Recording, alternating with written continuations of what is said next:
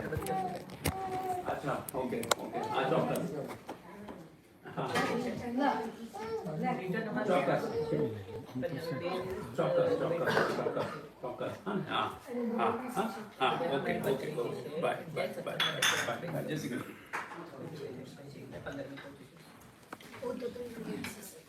हाँ इतिहास છે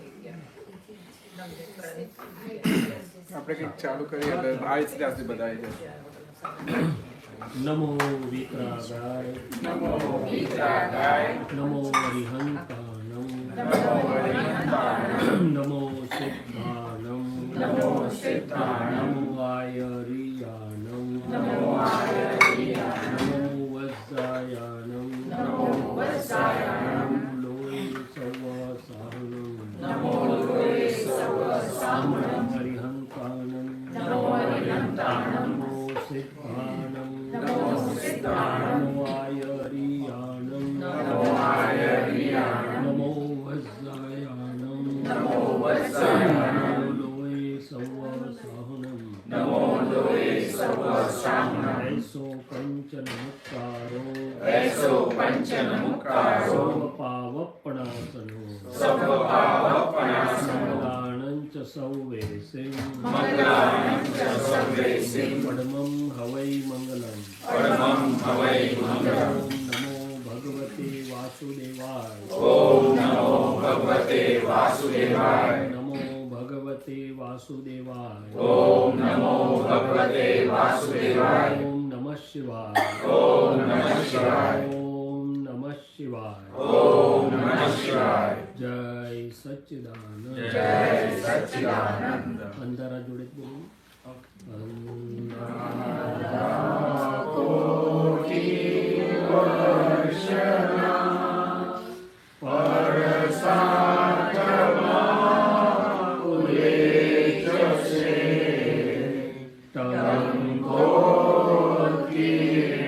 જ્ઞાન અભેદના જ્યોતિ સ્વરૂપે પ્રગટ છે. 33 કોટી દેવી દેવતા શાંતિ કાજે આવજો. સામાયિક શુદ્ધ આત્માની જ્ઞાની અપૂર્વ દાવશે. વાણી દાદા ભગવાનની તીર્થંકરો સાંભળે. સર્વજ્ઞના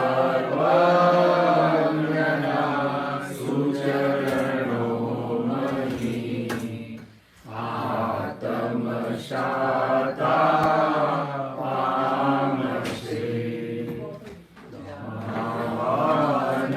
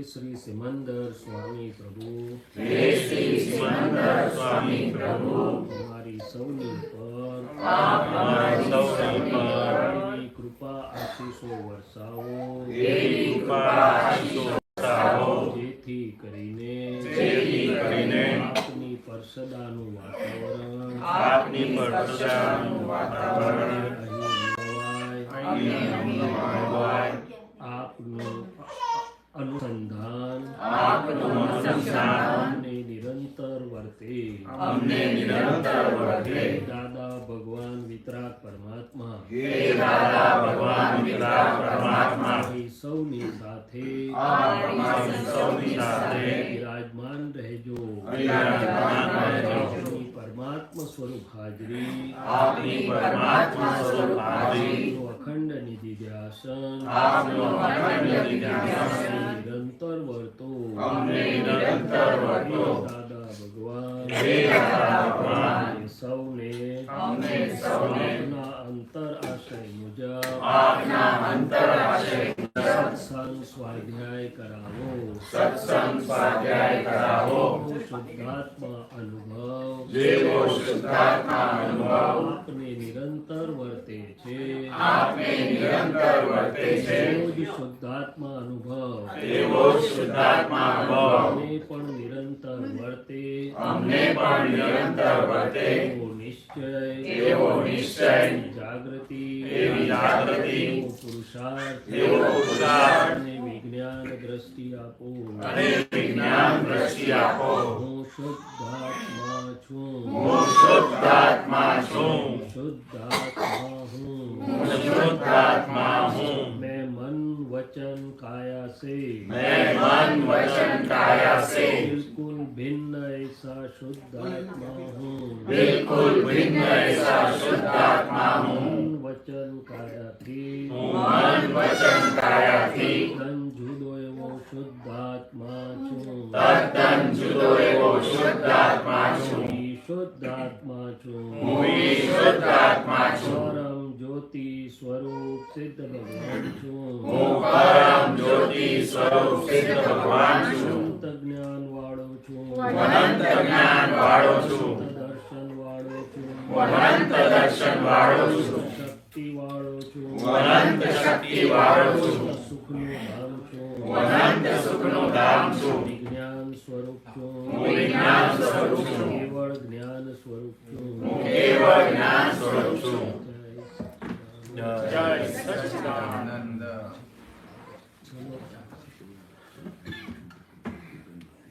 હા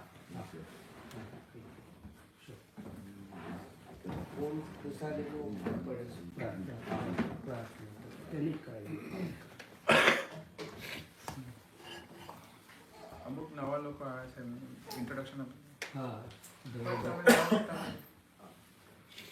હું ધવલતરિયા નરસિંહ હું સુરત રહું છું પણ વિઝિટર તરીકે અહીં મારો દીકરો અહીં રહે છે એટલે ત્યાં આવ્યો છું એટલે ત્યાં અન્નપૂર્ણામાંથી એમ ફ્લાયર આવ્યું ત્યાંમાંથી મેં આરએસપી મારું ઘર નજીક જ છે સરસ very good, સરસ. આ મારી વાઈફ છે સુનિતા નમસ્તે જય શ્રી કૃષ્ણ અને આ તો કાલે આવ્યા હતા હાય એમના વાઈફ આવ્યા આજ તમે મળ્યા બાર उनको पहचाना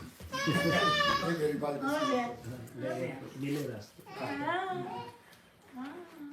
તો આપણે જરાક અમદાવાદમાં હા. જે બધા છે એની માટે પ્રાર્થના કરી લઈએ પછી સત્સંગ ચાલુ હે શ્રી સિમંદર સ્વામી પ્રભુ હે શ્રી સિમંદર સ્વામી પ્રભુ હે શ્રી દાદા ભગવાન વિતરાગ પરમાત્મા હે શ્રી દાદા ભગવાન વિતરાગ પરમાત્મા અમદાવાદની દુર્ઘટનામાં અમદાવાદની દુર્ઘટનામાં જે શુદ્ધાત્મા ભગવાન જે શુદ્ધાત્મા ભગવાન ના દેહ મંદિરમાંથી વિદાય થયા છે આ દેહ મંદિરમાંથી વિદાય થયા છે સર્વને વંદન કરીને સર્વોને વંદન કરીને પ્રાર્થના કરીએ છીએ પ્રાર્થના કરીએ છીએ હે શુદ્ધાત્મા ભગવાનો હે શુદ્ધાત્મા ભગવાનો પ્રતિષ્ઠિત આત્મા જોડે પ્રતિષ્ઠિત આત્મા જોડે પણ હોય જ્યાં પણ હોય એમની ઉપર એમની ઉપર એવી કૃપા આશીષો વરસાવજો એવી કૃપા આશીષો વરસાવજો જેથી કરીને જેથી કરીને એમને સુખ શાંતિના સંયોગો પ્રાપ્ત થાય તેમને સુખ શાંતિના સંયોગો પ્રાપ્ત થાય એવો મુક્તિ માર્ગ તરફ આગળ વધે એવો મુક્તિ માર્ગ તરફ આગળ વધે. જય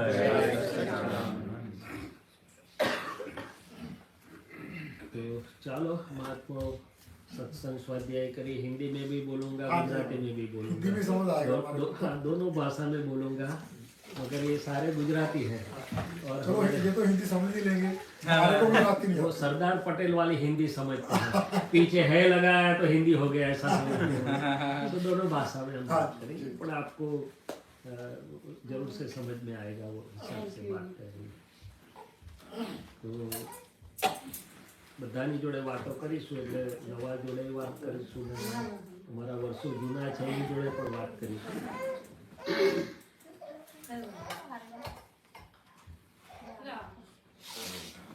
पहला नवा जोड़े बात कर लिए, नए के साथ थोड़ा सी बातचीत कर लेते, तो महात्माओं के साथ फिर आगे बात करेंगे. तो नरसिंहभाई नाम की આ નરસિંહ અને સુનિતાબેન, બરાબર. તો આ એક આખું આંતર વિજ્ઞાન છે, આધ્યાત્મિક વિજ્ઞાન પણ કહી શકો, આંતર વિજ્ઞાન પણ કહી શકો. આપણા સંસ્કારોમાં તો હોય છે બધું કે ભાઈ આ છીએ તો અંદર કંઈ પરમ સત્ય શું છે જાણવું, બરાબર ને. તો સામાન્ય વાત કરી લઈએ કે આપણે જે કંઈ પણ કરતા હોઈએ છીએ, કંઈ ને કંઈ કરતા હોઈએ છીએ, પણ એનો હેતુ શું હોય છે? તો કે અંતર સુખ પ્રાપ્ત થાય, અંતર શાંતિ પ્રાપ્ત થાય, અને આગળ જઈએ તો કંઈક વળી મોક્ષનો મુક્તિનો માર્ગ મળે એવું આપણા हृदय હોય છે. શું હોય છે? तो सबको ऐसा होता है कि अंतर में सुख शांति रहे और आगे कुछ हो जाए तो मुक्ति का मार्ग भी मिल जाए. पता नहीं है कैसे मिलेगा, क्या है, मगर मिले ऐसी हमारी भावना रहती है. क्या रहती है? तो यहाँ ये ज्ञान जो खुला हुआ है, यहाँ जो विज्ञान खुल्लू थયું છે, એમાં સરળ સહજ સુલભ રીતે આખું આ માર્ગ, આખું અજવાળું ખુલ્લું થયું છે. શું થયું છે? એમાં કોઈ વ્રત નથી, જપ નથી, તપ નથી, કંઈ છોડવાનું નથી, કંઈ ગ્રહણ કરવાનું નથી, કંઈ વાડામાં બંધાવાનું નથી. અને આપ જે કરતા હોય કરી શકો છો. आप जो कुछ भी करते हैं वो चालू रख सकते हैं. ये एक उजाला है जिसमें कोई व्रत नहीं, जप नहीं, तप नहीं, कुछ छोड़ने का नहीं, त्याग नहीं करने का, कोई वाड़ा में बंधन में आने का नहीं. और खुद की बात है. क्या है? खुद की बात करनी है, खुद को समझना है. तो यहाँ पर यदि अंधेरा होगा तो ये तो मुझे ऊपर नीचे जाने में, आगे पीछे जाने में ठोकर लगेगी ना, मगर एक छोटी सी भी मोबाइल की लाइट होगी तो ठोकर नहीं लगेगी. ज्ञानी पुरुष इतना ही बोलते हैं कि मेरा जीवन है. ये जैसे बाह्य विज्ञान सब आज इतने सारे हो गए, ये कितना यहाँ बैठे बैठे इंडिया में भी मुंह देखते देखते बात कर सकते हैं, और कितने साइंस IT आ गया, ये आ गया, नैनो टेक्नोलॉजी आ गई, स्टेम से. तो जैसे बाह्य विज्ञान से सुख सुविधा प्राप्त हुई, मगर मैं जब अंदर तपास करता हूँ तो मुझे अंदर में लगता है कि अभी भी कुछ ढूंढ रहा हूँ. क्या कर रहा हूँ? चली जाती है अंतर का, दिल को ठंडक जैसा सुख आता है, चला जाता है. तो वो कैसे मिले? या शास्त्र में जो शंकर भगवान का त्रिशूल दिखाते हैं ना, उसका क्या मतलब है? कभी सोचा? कौन बताएगा? नहीं तो बोलते हैं मनुष्य मात्र को 3 दुख होते, आदि, व्याधि, उपाधि. आदि मीन्स मानसिक दुख, व्याधि मीन्स शारीरिक दुख, और उपाधि मीन्स हम शांति से जीते तो हमें हरकत करता है, आसपास वाला कोई न कोई कहाँ से हरकत कर देता है. तो यदि एक छोर पर आदि व्याधि उपाधि है तो दूसरे छोर पर समाधि का विज्ञान होना चाहिए. क्या होना चाहिए? कि सब संयोग में मुझे अंतर में समाधि रहे, निराकुलता का आनंद रहे, स्थिरता रहे, सब विज्ञान होना चाहिए. तो वो विज्ञान जो जानता है वो महादेव जी हो जाता है. क्या है? जीव में से शिव होने का वो विज्ञान है. क्या है? वो शिव जी के पास है वो विज्ञान. क्या है? तो मैंने जीव में से शिव हो सकता है. तो ये ज्ञानी पुरुष में उन्होंने ये सब विज्ञान खुला किया कि किस प्रकार से हमें क्या जानने से. तो बोले इधर अंधेरा होगा तो ठोकर लगेगी, एक छोटा सा मोबाइल का उजाला होगा तो ठोकर नहीं लगेगी. तो हमारे जीवन में यदि हमें अंतर क्लेश या बाह्य क्लेश है मतभेद कभी हो जाता है, कभी मनभेद हो जाता है, कभी छोटा मोटा टकराव हो जाता है, कभी इससे आगे चले तो जैसे मैंने बताया आदि व्याधि उपाधि है, या तो हमारे में कमजोरियाँ जिसे षड रिपु बोलते हैं, क्रोध मान माया मोह, तो उसको ठोकर बोलते हैं। क्या बोलते हैं? तो जहाँ तक वो ठोकरें लगती है वहाँ तक सही उजाला नहीं है मेरे पास।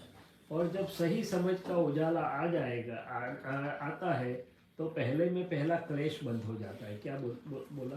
अंतर में और बाहर में भी, घर में, काम की जगह पे, सभी जगह पे और बाहर में, जहाँ से क्लेश बंद हो गया वहाँ से समझना कि कोई सही समझ की शुरुआत हो गई। क्लेश बंद થાય તેનું નામ સાચી સમજણ જ્ઞાની પુરુષ કહે છે। મતભેદ ટાળે મનભેદ ના થવા દે, અથડામણ ના થવા દે, એનું નામ સાચી સમજણ।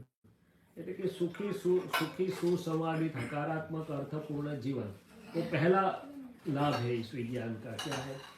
फिर दूसरा लाभ है कि मैं खुद कौन हूँ वो मुझे जानना है, और ये जीवन के परम सत्य क्या है, अंदर का और बाहर का कुदरत, नेचर है, नेचुरल लॉस है, नेचुरल रेगुलेटरी सिस्टम है, वो मैं खुद जानूंगा तो फिर मेरा जीवन सार्थक हो जाएगा कि क्या मैं करना चाहिए, क्या मुझे नहीं करना चाहिए, क्या कैसे होता है, नहीं होता है, कौन चलाता है जगत, किसने बनाया, कौन चला रहा है, कर्म क्या है, बंध क्या है, कर्म फल क्या है, निर्जरा क्या है, मुक्ति का सब कुछ यहाँ खुला हो गया। क्या हो गया? तो सादी सादी भाषा में ज्ञानी पुरुष ने ये सब समझा दिया। मैं 2-3 चीज़ समझा देता हूँ, फिर आपके प्रश्न होंगे तो उसके प्रश्न के रूप में उसके आगे चलाएंगे। फिर ये सब लोग जो है उनकी भी बात बीच बीच में करेंगे। यहाँ हमारे यहाँ एक चीज़ है कि नया आता है, पहला दिन वाला भी साथ में बैठा है और 30 साल वाला भी साथ में बैठा है। सबको कुछ ना कुछ अपना मिले, वो हमारा भाव है। क्या है? तो ये जैसे हमने शुरुआत की कि भी सबको सुख तो चाहिए ना, तो आमतौर पे आदमी सुख किस में से खोजता है? तो बोले कंपटीशन और कंपैरिजन, कंपटीशन और कंपैरिजन। यहाँ है, इतना कमा रहे, इतना अच्छा हाउस हो गया, पर दूसरे फ्रेंड के यहाँ गया उसका तो बहुत बड़ा है, तो मैं पीछे रह गया, दौड़। तो ज्ञानी पुरुष बोलते थे कि रेस कोर्स में सब हॉर्सेस दौड़ रहे हैं। क्या है? पहला नंबर किसका आएगा? तो बोले एक का ही, और दूसरे सब ब्रेथलेस, और पहले वाले को टेंशन होता है दूसरा कब आगे निकल जाएगा। तो ये लोग बहुत होशियार है, खौफ की आदि प्रदर्शित करते हैं, पहला है, दूसरे को चेंज होता रहता है। क्या होता रहता है? और बाकी के सब दुखी होते हैं कि इतने आगे हैं हमारे से। क्या है? तो वो तो ठीक है, वो मनुष्य का स्वभाव है, माइंड एंड ईगो लेवल पर है, मगर दिल को तसल्ली दे, ठंडक दे, ऐसा सुख कैसे मिलेगा? तो आज ये धवल भाई साहब हैं, कहाँ चले गए? दिखते नहीं, काम में होंगे। ठीक है, हाँ, कोई बात नहीं, हाँ, कोई बात नहीं, ज़रूरत नहीं है। तो 15-20 दिन पहले उन्होंने जब नक्की किया होगा कि थोड़े सत्संगियों को बुलाएंगे, थोड़ा सत्संग रखेंगे, अभी किसी को इनवाइट नहीं किया, एक भी $1 क्रेडिट कार्ड पर खर्च नहीं किया, मगर तभी से उनको आनंद चालू हो जाता है कि नहीं होता? होता है ना। हमारे बच्चे की बर्थडे आ रही है 15 दिन 20 दिन के बाद, नक्की करके थोड़े बच्चे को बुलाएंगे, अभी तो किसी को बुलाया नहीं, पैसा तो खर्च किया नहीं, फिर भी आनंद चालू होता है। तो बोले ब्रह्मांड का एक सनातन नियम है कि मेरे मन वाणी काया से जो किसी को सुख देने वाला है वो पहले मुझे सुख देता है। क्या देता है? मगर ये मेरे ख्याल में अनुभव में नहीं था जब तक ये विज्ञान में नहीं आया। और दूसरी बात कि कोई बोलता है कि आपके लिए बैड कमेंट्स कर रहे थे, तो फिर हम नक्की करते हैं मिलने दो, ऐसा पाठ सबक सिखाऊंगा कि फिर नाम ही न दे। वो अकेला थोड़ा स्मार्ट है, मगर वो तो मजा कर रहे हैं, और हमारा क्या होगा? दुखी हो जाए। पहला सबक हमें मिलेगा। सो मेरे मनवाणी का है कि क्रिया दूसरों को असर करने से पहले मुझे असर करती है, मगर किसी को ये पता चलता नहीं। क्यों? क्योंकि सबने बाहर सिखाया देखने का, मैनेजमेंट, सबका मैनेजमेंट सिखाया, ह्यूमन मैनेजमेंट, रिसोर्स मैनेजमेंट, वे मैनेजमेंट, वो मैनेजमेंट, कितनी सारी कॉलेज हो गई, मगर अंदर का मैनेजमेंट किसी ने सिखाया नहीं। तो पजल्स ऐसे के वैसे रह गए। क्या रह गए?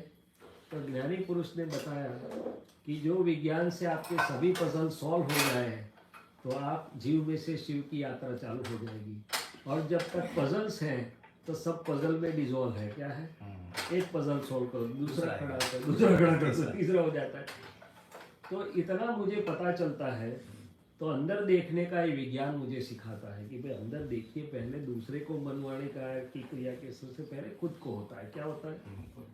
तो फिर मैं सुबह में नक्की करता हूँ, बोलते इतना ही नक्की करो कि मेरे प्राप्त मन वचन का ऐसे सभी को सुख मिले, मेरे प्राप्त मन वचन का ऐसे किसी को दुख न मिले। तो बोले सुख की दुकान निकालो। अभी आपकी मिठाई की दुकान होगी तो मिठाई की कमी होगी आपको? कभी बाहर से लाना पड़ेगा। तो बोले सुख की दुकान खोलोगे तो आपको सुख की कमी बोले सुख की दुकान खोलने का कैसा, लोन कौन देगा? कोई बैंक तो देती नहीं है। क्रेडिट कार्ड, डेबिट कार्ड, कौन से डेबिट कार्ड से सुख की दुकान खोलेंगे? क्रेडिट कार्ड से। तो बोले नहीं, ये मन वाणी काया जो कुदरत ने हमें दिया है, हमारी बुद्धि, हमारी शक्ति, हमारी समझ, हमारा समय, वो हमारे पास एक मूडी है, सेट है। सिर्फ नक्की करना है कि जो सुबह से शाम तक मुझे मिलता है, मेरे से कुछ उसको कुछ सुख मिले, मेरे से कुछ किसी को मदद हो जाए। इसके लिए जरूरी नहीं है कि डॉलर हो तो ही हो। आप इंडिया से यहाँ आ गए, डॉलर तो वो लड़के से मांगना पड़ता है, मगर सुख दे सकते हैं। क्या दे सकते हैं? हंस के बात किया किसी से तो भी सुख होता है उसको। यहाँ तो कोई बात सुनने वाला ही नहीं है किसकी, सब लोन लिए, इसलिए वो डॉग रखते हैं। क्या रखते हैं? ये लोनली, ये लोनलीनेस लगता है। खेले किसके साथ, क्या करे क्या नहीं करे। तो हम तो काफी जगह गए हैं। सो डॉग्स आर वेरी फॉर्चुनेट। मनुष्य से ज्यादा फैसिलिटी डॉग को मिलती है। सही है। ठीक है, कोई बात नहीं, बहुत अच्छी बात है, वो भी पुण्य लाए। तो ये बात है कि भाई छोटी सी बात, मगर ये उसमें पूरा व्यवहार धर्म आ गया, पूरा सब शास्त्रों का सार ये 2 शब्द में आ गया। क्या आ गया? और फिर आगे चलो तो आपका नाम नरसिंह भाई है ना, तो आप खुद कौन हो? मेरा नाम जब बोलते हैं तब मेरा बोलने वाला अंदर कौन है? ये जब मैं बोलता हूँ कि मेरे चश्मे हैं, तो जिसको मेरा बोलता हूँ और मेरे बोलने वाला 2 अलग हो गए कि एक हो गए? अलग हो गए। तो आप खुद कौन है, कभी जांच किया? नहीं। तो सुनीता जी से पूछा कि भाई खुद कौन है? नहीं पूछा, सब रियलाइज कर लिया, मगर खुद का रियलाइजेशन किया नहीं। ये तो उसको छोटी गलती बोलेंगे कि बड़ी? તો કોઈ કોલેજ સિખાતી નહીં, કોઈ કોલેજ શીખવાડતી નથી કે આ મોટી ભૂલને શું કરવું। એટલે કે છે કે પોતે પોતાને જાણતો નથી તો આપણે my mind, my speech, my body કહેते, आई एम बॉडी कहता, कहीं माई माइंड कहते, आई एम माइंड कहते।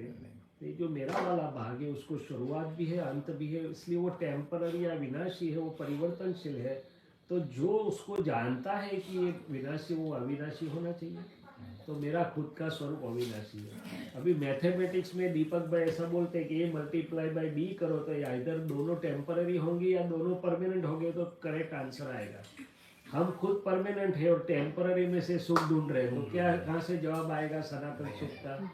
तो ज्ञानी पुरुष बोलते हैं कि जानने वाले को जानिए, खुद को जानिए, तो ये सब पजल सॉल्व हो जाएगा। The world is the puzzle itself.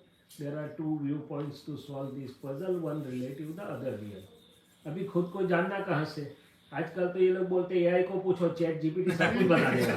क्या बोलेगा? एआई को पूछो। तो इन्फॉर्मेशन इतनी सारी दे देगा, मगर पूछे स्वाद क्या है तो बोले वो तो इडली रूबरू खाना पड़ेगा। चैट जीपीटी इडली की रेसिपी बता देगा, स्वाद नहीं दे सकता है। तो अनुभव वहाँ पर नहीं है। क्या है? तो खुद को जानना, मैंने खुद का अनुभव कैसे करो? तो बोले अनुभवी पुरुष के निमित्त से होता है। क्या होता है? इसलिए 4 वेद खत्म होने के बाद वेद ने क्या बोला? नेति नेति इसमें नहीं है। अरे यार इतना सारा पढ़ लिया, 4 वेद और ऊपर से चैट जीपीटी, तो नेति नेति इसमें अनुभव। तो अनुभव कहाँ से मिलेगा? तो बोले जलते हुए दिए से दूसरा दिया जल सकता है, कागज के दिए से जलता नहीं है। तो दूसरी भावना मुझे ये करनी है कि हे प्रभु, मुझे मैं खुद कौन हूँ वो जानना है, उसका अनुभव करना है। और उसके लिए मुझे आत्मा अनुभवी जिन्होंने वो अनुभव किया है, जिनके पास वो दृष्टि है, जो अपना जीवन उस हिसाब से जी रहे, ऐसे कोई सत्पुरुष मुझे मिल जाए तो उनके मार्गदर्शन से मुझे मालूम चल जाए तो मेरा जीवन सार्थक हो जाए। क्या जीवन किसके लिए प्राप्त है? हेतु क्या होगा जीवन का? आपने तो सोचा होगा ना, भगवान को पाने के लिए, ये अपना जो परम धाम है वहाँ पहुँचने के लिए। हाँ, भगवान को पाने के लिए, बिल्कुल सही बात है। तो भगवान को पाना है तो भगवान को पहचानना पड़ेगा। उसका एड्रेस कहाँ पर है, उसको कौन से नंबर से फोन लगता है, सब कुछ जानना पड़ेगा ना। बिल्कुल। हाँ, नहीं तो कैसे, किसको फोन कहाँ जाएगा, बिना नंबर का फोन कहीं पर जाता नहीं है। तो बिल्कुल सही बात है कि भगवान को पाना है, मगर भगवान का एड्रेस क्या होगा, आपको क्या लगता है? कोई भी चीज अडॉप्ट कर लो, किसी को सुख देना है, हाँ जी, एक चीज को ही फॉलो कर लो, अगर उसके साथ ही बहुत सारी चीजें रिलेटेड है। और बराबर है, आपकी बात सही है तो- कि कोई एक मार्ग से चलो, हाँ जी, मगर हाँ। मगर फिर भी अपनी क्या बोलते हैं, मंजिल तो आनी चाहिए ना। मंजिल मिलती नहीं ना, कोई ना कोई डिस्टर्ब कर देता है, उसके बाद सब कुछ क्लैश हो जाता है, यहाँ तक पहुँचते वो सब जीरो हो जाता है। तो फिर भगवान को पूछो कि ऐसा क्यों है, मंजिल क्यों आ नहीं रही, कितनी गाड़ियाँ चलाई। मन में खोट है ना कि अभी क्लियर ही नहीं हुआ, ठीक हाँ, प्योर तो हुआ ही वो नहीं। बात कर रहा हूँ हाँ, प्योर ही कि नहीं हुआ। मुझे ऐसा कोई चाहिए कि जो मुझे क्लैरिटी दे दे, हाँ जी, पजल सॉल्व हो वही जाए। चीज है, कहते हैं अंदर बैठा उसको देखना चाहते हैं, हाँ। वो अंदर कैसे दिखेगा वही चीज है। हाँ, तो बस यहाँ वही रास्ता है। हाँ। क्या है कि भगवान अंदर बैठा है, सबको मालूम है, मगर अंदर तार कैसे जोड़ने का भगवान से वो मालूम नहीं है। तो कबीर जी ने क्या बोला कि भाई अंदर है मगर आड़ी त्राटी कपट की तासे दिसत नहीं। तो कपट की वो जो पर्दा में क्या अज्ञान है, खुद को नहीं जानता है। तो खुद को जानेगा तो भगवान के साथ वो जॉइंट अनुसंधान होगा, तो फिर उसका हमें स्वाद चालू हो जाएगा। सो ये दूसरी भावना है। फिर उसकी तो बहुत सारी बातें हैं, अभी इन लोगों से थोड़ी बात करते हैं। आपके मन में जो प्रश्न आएगा वापिस पूछना, फिर बीच बीच में आते रहेंगे, बराबर है। अपने महात्माओं साथ थोड़ी बातों करिए, महात्माओं ने भी जय सच्चिदानंद। सुरसिक भाई साहब की बात करो तो जय सच्चिदानंद। एक महात्मा ખુશાલી બેનને વાત કરો, બહુ બધાને જમાડે છે, આટલી બધી પ્રેમથી મહેનત કરીને, તો પછી એમને વધારે કૃપા મળે ને।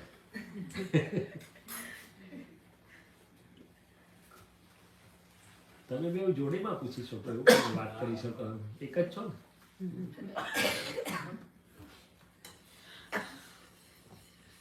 ચાલો કઈ વાત કરો એટલે આમ બધું જ્ઞાનમાં થોડું સમજ આવે બેકગ્રાઉન્ડ પર, તો જે એક્સિડન્ટ થયો એના લીધે એક શું કહે કે બેરિયર એક માઇન્ડમાં બંધાઈ જાય। પહેલા ક્યારે આવું વિચાર્યું ના હોય કે ફ્લાઇટમાં બેસતા વખતે સેકન્ડ થોટ ક્યારે ના આવતો, હવે ડર લાગે। હવે તો એટલે એક વખત એવો વિચાર બી આવે કે આ એક્સિડન્ટમાં એવું છે કે વચ્ચેનો રસ્તો નહીં, એમ કા ઉપર જાવ કા સૌથી ઉપર જતા રહો, ઉપર જાવ કા નીચે આવો, ના સૌથી ઉપર જતા રહો, એ બરોબર છે। એટલે યુ આર રાઈટ। હવે આ કેવું છે ધવલભાઈ કે બરોબર છે, થોડો વખત રહેશે આ સ્મશાન વૈરાગ કે શું કહે છે, પછી થોડા વખત પછી બધા બધું ભૂલી જશે, પાછળ એક ફ્લાઇટ જતા આવતા થઈ જશે। અને મૂળભૂત હકીકત શું છે, આ તો બરોબર છે, તમારી વાત સાચી છે, એક સામતા દરેકને આંચકો તો લાગે, પણ કુદરતનો આખો જો નિયમ સમજવામાં આવે તો આ તો ફ્લાઇટમાં મોત આવ્યું છે દાખલા તરીકે, પણ હાલતા ચાલતા મોત ગમે ત્યારે આવે છે લોકોને, અને એવું કંઈ કહી શકાતું નથી આમ। તો પછી ભય એક રીતે જુઓ તો જીવનમાં ડગલે ને પગલે ભય છે, અને જો કુદરતને સમજો તો જરાય ભય રાખવા જેવું નથી। તો કે આ બે વિરોધાભાસી વાત કેવી રીતે છે, તો કે વ્યવહાર દ્રષ્ટિથી ખાલી જોવામાં આવે તો ક્યારેય કંઈ પણ થઈ શકે છે। કોરોનામાં કેટલાય ચાલ્યા ગયા, અરે ડૉક્ટરોની અમારા અમુક એક ડૉક્ટર હતા મુંબઈમાં, બહુ જ માણસ તરીકે પણ એટલા મજાના, નંબર 1 એન્ડોસ્કોપિક ગાયનેકોલોજીસ્ટ, અને રોજ દોડવા જાય 5-10 કિલોમીટર, મેરેથોનમાં ભાગ લઈને, આખું ફેમિલી ડૉક્ટરનું। હવે એને શું પ્રિકોશન નહીં લીધી હોય, દોડવા ગયા એક દિવસ ત્યાં જ પડી ગયા અને ખલાસ થઈ ગયા। હવે એને શું કહેશો તમે? ડૉક્ટર, મેરેથોન દોડનારા, એક્સરસાઇઝ કરનારા, આખું ફેમિલી ડૉક્ટર છે। હવે બીજો દાખલો જો, કુદરતને સમજવાની વાત છે કે આપણા એક સત્સંગી મહાત્મા, રાજસ્થાન હોસ્પિટલના ટ્રસ્ટી, એમનો દીકરો આ, અને રિવરફ્રન્ટ પર ચાલવા જાય રોજ, એ લોકો ગ્રુપ એ લોકોનું, તે એક દિવસ ચાલવા ગયા છે અને પેલા બાજુના બેનના ખોડામાં ઢળી પડ્યા એટલે એ ગ્રુપમાં એક સરદારજી હતા, એટલે તરત ખ્યાલ આવ્યો કે આ કાર્ડિયાક એરેસ્ટ છે, CPR ચાલુ કર્યું, હોસ્પિટલ લઈ ગયા, 20-25-30 મિનિટ હોસ્પિટલવાળાએ બી કહ્યું તમે CPR ચાલુ રાખો, બહુ સરસ કરો છો, બધું સેટલ થયું, વિધાઉટ એની બ્રેઇન ડેમેજ ઓર વિધાઉટ એનીથિંગ હી કેમ આઉટ. વાહ. હવે બંને દાખલા છે. ડોક્ટર સાહેબને ચાન્સ ના મળ્યો ને પેલાને ચાન્સ મળી મળ્યો. ગયો. કેટલો મોટો ચાન્સ મળ્યો. તો કુદરતની એટલે કેવું શું છે કે વ્યવહાર એકલી દ્રષ્ટિથી વિચારીશું તો ભય લાગ્યા વગર રહેશે નહીં, પણ કુદરતનો નિયમ જો જાણીશું તો કુદરતનો નિયમ it is so accurate of utmost એક અણુ પરમાણુને એક સમય સુધી એક્યુરેટ છે. એટલે આને કુદરતની બહાર કશું થતું નથી. ખ્યાલ આવ્યો? એ જો સમજવામાં આવે તો પછી ભય નહીં રહે. અને આગળની વાત હજી કે જ્ઞાની પુરુષો શું કહે છે કે આ તો ગમે ત્યારે એમે પરપોટું ફૂટવાના સ્વભાવ વાળું છે. તમે અવિનાશી છો, તમારું કામ કાઢજો. શું છે એટલે એ તો અજ્ઞાન દશામાં જાય એટલે બધું અસર થાય. પણ આજે જો હું જાણું છું કે અવિનાશી છું, મને ખાતરી છે, તો પછી આ તો એનું જે આયુ કર્મ લઈને આવ્યો હશે, જ્યારે એને જવું હશે તો આગળની વાત એવી છે કે આ ઘર લઈ લે ને વ્યવસ્થિત કુદરતની શક્તિ, નવું ઘર તૈયાર કરીને એને ફ્રી ઓફ કોસ્ટ આપવું પડે. નવું જગ્યા મૂકવા જ પડે તમને, સિવાય કે તમને સિદ્ધ ગતિએ મુક્ત થઈ જાવ. તો આટલી બધી સિક્યોરિટી ને સેફટી છે તો ભય શાનો રાખવાનો? પણ એ ઘર પછી આપણને 4 પગવાળું બી મળી જાય એવું બી બને, right? ભલે. પણ એટલે જ વૃષાલીબેન આપણે તૈયારી એવી કરવાની કે 4 પગવાળું ના મળે, પણ આપણને સૌથી સારું એટલે આ જીવન કેવી રીતે જીવવું, અંદરથી આપણે જે તૈયારી અત્યારે થઈ રહી છે તો એ આપણને 4 પગમાં નહીં જવા દે એની ગેરંટી છે. શું છે એ વાત બિલકુલ સાચી છે તમારી. પણ એટલે જ કે હવે પછીનો ભય ના રહે તો આજે વર્તમાન જેનો સુંદર રીતે જીવન જીવાય છે અને ભવિષ્યનો ભય રાખવાની જરૂર નથી. એટલે જ જ્ઞાની પુરુષ કહે છે કે અત્યારે જેવું જીવન સુંદર જાણી લો અને સમજપૂર્વક જીવી જાઓ તો ભવિષ્ય કે કુદરત, કારણ કે કુદરત તો આપણો પડઘો છે. શું છે તો ના રાખવાની જરૂર નથી. પણ યસ ઓબ્વિયસલી બહાર ખાલી વ્યવહાર દ્રષ્ટિથી જુઓ તો ત્યારે શું થાય કશું કહેવાય નહીં. બરોબર છે? એટલે આપણે તો પ્રાર્થના કરવાની, આ પ્રાર્થના કરીએ કે ભાઈ બધાને સુખ શાંતિ રહે અને જ્યાં હોય તે આગળનો મુક્તિ માર્ગ મળે. બાકી ભય વગરની જગ્યા હું શુદ્ધાત્મા છું એ સિવાય છે નહીં. પણ એ જાણીએ અને કુદરતનો નિયમ જાણીએ તો કોઈ જગ્યાએ ભય રાખવા જેવો નથી. શું છે? કારણ કે આના અણુ પરમાણુના હિસાબની બહાર કશું જ થઈ શકે નહીં. કે જે એટમ બોમ્બ ફેંકે ને તમને ટાર્ગેટ કરે, પણ જો તમારો હિસાબ ના હોય તો તમારી પર નહીં પડે, દૂર જઈ પડશે. આટલું બધું એક્યુરેટ કુદરતની સિસ્ટમ ચાલે છે. आपको समझ में आया ना गुजराती? नहीं समझ में आया? अरे भगवान, तो गुजराती में पूछेंगे तो हमारी तो बात गुजराती में चली जाएगी. चलो कुछ थोड़ा सा जनरल सा मीनिंग को समझ आता है. समझ आया? हाँ, वो पूछ रहे हैं कि ये इतना बड़ा एक्सीडेंट हो गया, तभी डर लग रहा है कि कुछ फ्लाइट समझ में, आया एक दो. हाँ जी, हाँ हाँ, जी. क्योंकि वो तो आप नेचर बता उनकी रहे वाइफ हैं. को जाना है अभी फ्लाइट में, बरोबर है ना? कल ही जाना है. कल ही जाना है. वही एयरपोर्ट पे जाना है. वही वही एयरपोर्ट पे अहमदाबाद जाना है. जाना है. अच्छा. कोई એર बात ઇન્ડિયા ફ્લાઇટ નહીં ને? चिंता मत करो. બસ તો પછી ચિંતા મત કરો. नहीं, एयर इंडिया की फ्लाइट का सवाल नहीं है. तो हम ये बात कर रहे थे कि ऐसे देखो तो जगत में हर क्षण भय है, कब क्या होगा. मगर यदि कुदरत के नियम को समझो तो कहाँ पर भी भय रखने की जरूरत नहीं है. हमने एग्जाम्पल्स भी दिए कि कैसे लोग, तो ये कुदरत का जो नियम चल रहा है, मेरे अणु परमाणु जो है उससे कनेक्टेड है, जिसे हम कर्म बोलते हैं.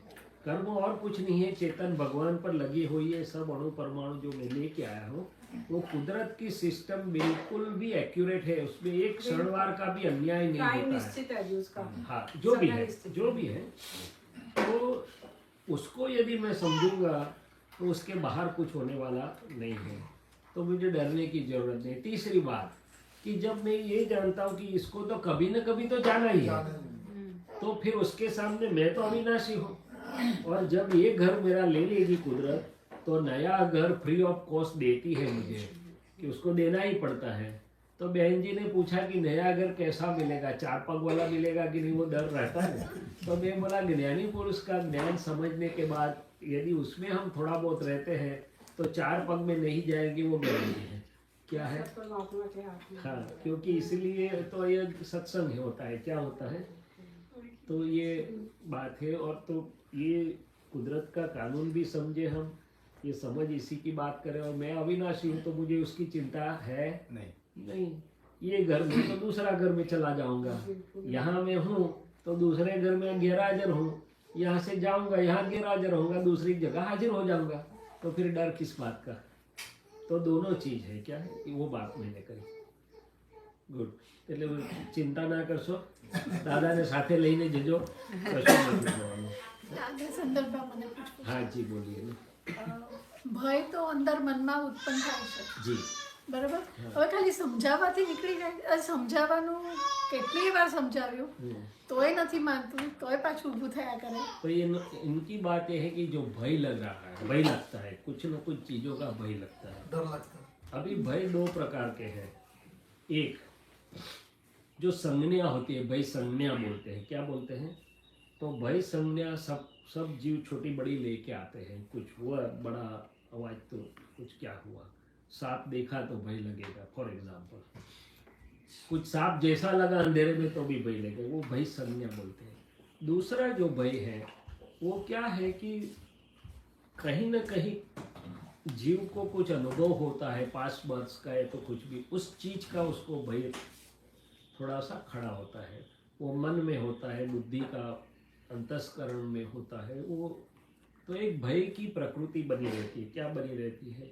हम बोलते हैं ना fear of unknown, fear of future, कल क्या होगा मालूम नहीं, नेक्स्ट मोमेंट क्या होगा मालूम नहीं, fear of unknown, fear of future, वो सब रहता है. तो कैसे निकल जाए ये बोलते हैं, कैसे निकल जाए उसको समझाते हैं हम कि कुदरती है, व्यवस्थित के बाहर कुछ नहीं होने वाला, इससे निकल जाएगा. हाँ और ना दोनों आंसर है उसका. हाँ कहाँ तक? तो बोले मन बुद्धि चित्त अहंकार भय दिखाते हैं तो मैं सामने समझाऊंगा उसको कि भाई आप बोलो कि व्यवस्थित के बाहर क्या हुआ. ये दो एग्जाम्पल दिए एक्सट्रीम. डॉक्टर नहीं बच पाए, वो बच गया, और वो अपना वंशराज जी नो दीकरो कुशल ने थયું તો it's a real life story. Not a cent of exaggeration. એના કોઈ તકલીફ, ब्रेन डैमेज कस्सा वगैरह આજે મજેથી જીવે છે. सो ही व्यवस्थित उसका ऐसा था. और डॉक्टर सिंहा मुंबई वाले तो नहीं. तो કુદરતના નિયમ જાણીએ આપણે, વ્યવસ્થિતને સમજીએ તો વ્યવસ્થિત એ સર્વ સમાધાનકારી વિજ્ઞાન છે. તો તરત જ મન બુદ્ધિ ચિત્ત અહંકાર સમજી જશે કે વ્યવસ્થિતની બહાર કશું થવાનું નથી, માટે ચિંતા કરવાની જરૂર નથી. એક વસ્તુ આ છે ભયનો જવાબ. બીજો જવાબ એ છે કે હું જો અવિનાશી આત્મા છું, જો હું શુદ્ધાત્મા છું, તો ભય શાનો રાખવાનો? કોઈ વસ્તુ આ પ્રકૃતિને સ્પર્શે, મને સ્પર્શવાની નથી. એટલે આપણે પડોશીને કહેવાનું કે હું છું તમારી જોડે, દાદા ભગવાન છે, હું તો કાયમનું છું, તમે ચિંતા રાખશો નહીં. સો યુ હેવ ટુ, એટલે આ બે વસ્તુ છે, રિલેટિવ માટે વ્યવસ્થિત અને કુદરતનું વિજ્ઞાન, અને રિયલ માટે મારું અવિનાશી શુદ્ધાત્મા પદ. હવે શુદ્ધાત્માને કશું થાય? શુદ્ધાત્માને કશું ના થાય. તો પછી હું જો અવિનાશી છું તો આનો ભય મારે કેટલો રાખવાનો? એટલે એને સમજાવી શકું છું કે ભાઈ અચ્છા. ત્રીજી વાત, છતાં ભય લાગ્યા કરે તો એના ઉપાય છે. શું ઉપાય છે? તો મનને જેમાં વિશ્વાસ હોય કે ચલો ભાઈ ત્રિમંત્ર બોલવા લાગો, તમને વિશ્વાસ હોય તો અસીમ જયકાર બોલવા લાગો, બીજાને વિશ્વાસ હોય તો એમને સોંપો, કોઈને સોંપો જેની પર વિશ્વાસ હોય. એટલે મન સમાધાનને પામી જાય. શું પામી જાય? સમાધાનને પામી જાય. એટલે ત્રણ વસ્તુ છે, એક રિલેટિવની સમજ, રિયલની સમજ, અને આ કંઈક આપણે આવું કરીએ તો એ રક્ષણ મળે છે. શું મળે છે? અને મનને સમાધાન પણ મળે છે. So I think this three can be the important things. અને ચોથી વાત કે આપણે જોઈએ એટલે આપણને સમજ પડે કે પ્રકૃતિમાં શાનો ભય લાગે છે. બધી જગ્યાએ ભય નથી લાગતો, અમુક વસ્તુનો ભય હોય છે. અને શું હોય છે? એટલે પછી વી વર્ક ઓન ઇટ. એની પર આપણે એને જોઈએ અને એની પર કામ કરીએ એટલે નીકળી જાય, ધીમે ધીમે નીકળી જાય. એટલે કહ્યું ને કે हाँ प्लीज ना એટલે હિન્દીમાં हिंदी में तो थोड़ा ये अहमदाबाद वाले गुजराती है तो उनको हिंदी नहीं पसंद आएगी. समझते तो है, मैं तो मस्ती कर रहा हूँ, तो हो जाता है कहीं ना कहीं. पर आपको मैं विनंती करूंगा कि आप भगवान से प्रार्थना करना कि थोड़ी थोड़ी गुजराती हमें समझ में आए ऐसा करो, क्योंकि पूरा विज्ञान गुजराती में अद्भुत तरीके से निकला है. तो ये प्रार्थना करना वो आ जाएगा. हमने हिंदी नहीं समझ पाते. हाँ जो है ना, दैट इज द प्रॉब्लम. और यहाँ मेजोरिटी गुजराती की है, आप माइनॉरिटी में है, फिर भी आपके लिए प्रिविलेज है. क्या है? આપણે આ ભય છે ભોગવવાનો ભાગ કરવાનો. હા, ભય એટલે ભય ડાયરેક્ટ ભોગવટો નથી આપતું, પણ એ ભયમાં આપણે ભળી જઈએ છીએ, ભોગવટો આપે છે. નહીં, હવે મેં જયારે આંખનું ઓપરેશન કરાવ્યું, જી, હા, બરાબર, હા, તમે તી મંત્ર બોલ્યા હતા, હું તી મંત્ર, હા, ચોક્કસ. મને કેટલો ભય હતો કે હા. 2 મિનિટમાં હું બેહોશ થઈ ગયો હતો. હા, હા. તો આ ભય કઈ થી આવે? આપણે જાણીએ છીએ કશું થવાનું નથી. છતાંય પ્રકૃતિમાં ભય કેટલો બધો હતો. પ્રકૃતિમાં ભય સંજ્ઞાની જે મેં વાત મેં એવું કરી, કંઈક આટલો ભોગવટો હશે ભય. हाँ ये ट्रू, भाई में भोगवटो तो बात भाई का भुगतान वो बात सही है, वो रियल लाइफ एक्सपीरियंस शेयर कर। उनकी कैटरेक्ट की सर्जरी मेरे यहाँ हुई, मैं आई सर्जन हूँ बाय द वे। तो उनकी प्रकृति इतनी भय वाली थी कि बिना कुछ किए एक बार वो हो गए थे। मैं बोला कुछ नहीं होने वाला, आप भी दादा भगवान वाला है, मैं भी दादा भगवान की प्रार्थना करके करूँगा, हो जाएगा, हो गया। पर वो बोलते हैं कि मोमेंटरीली जो भय लगा उसका भुगतान तो आया ना मेरे पास। तो बात सही है, वो प्रकृति में इनबिल्ट है। क्या है कि प्रकृति थोड़ी भय वाली थी उनकी, मगर फिर संजोग मिल गए तो उनका भय निकल गया। तैयार ही नहीं होते थे पहले तो, मुझे नहीं करवाना है, मुझे नहीं करवाना है। बोला कहीं ना कहीं कभी न कभी तो करवाना तो पड़ेगा ना खुद ही। तो ऐसी वो बात है। तो भय भी एक चीज है, मगर यदि हम भय को देख के उसका निराकरण करेंगे तो हो सकता है। सब में एक चीज है कि प्रकृति जो दिखाती है हम उसको अपने सर पे ले लेते हैं। मुझे ऐसा हुआ, मुझे भय लगा, मुझे ये करा। नहीं, उसको वहां रहने दीजिए। यू रिमेन सेपरेट और डील विथ इट। આપણે જુદા રહીને એની જોડે ડીલિંગ કર્યું હોય તો થઈ જાય, પણ આપણે ભળી જઈએ તો શું થાય? વિચાર્યું કે હવે 1-2 કલાક માટે જે ભય લાગે છે એટલું મારો ભોગવટો છે પતશે એટલે પાછો હું નિર્ભય થઈ જઈશ. મેં એ રીતે સમાધાન લીધું.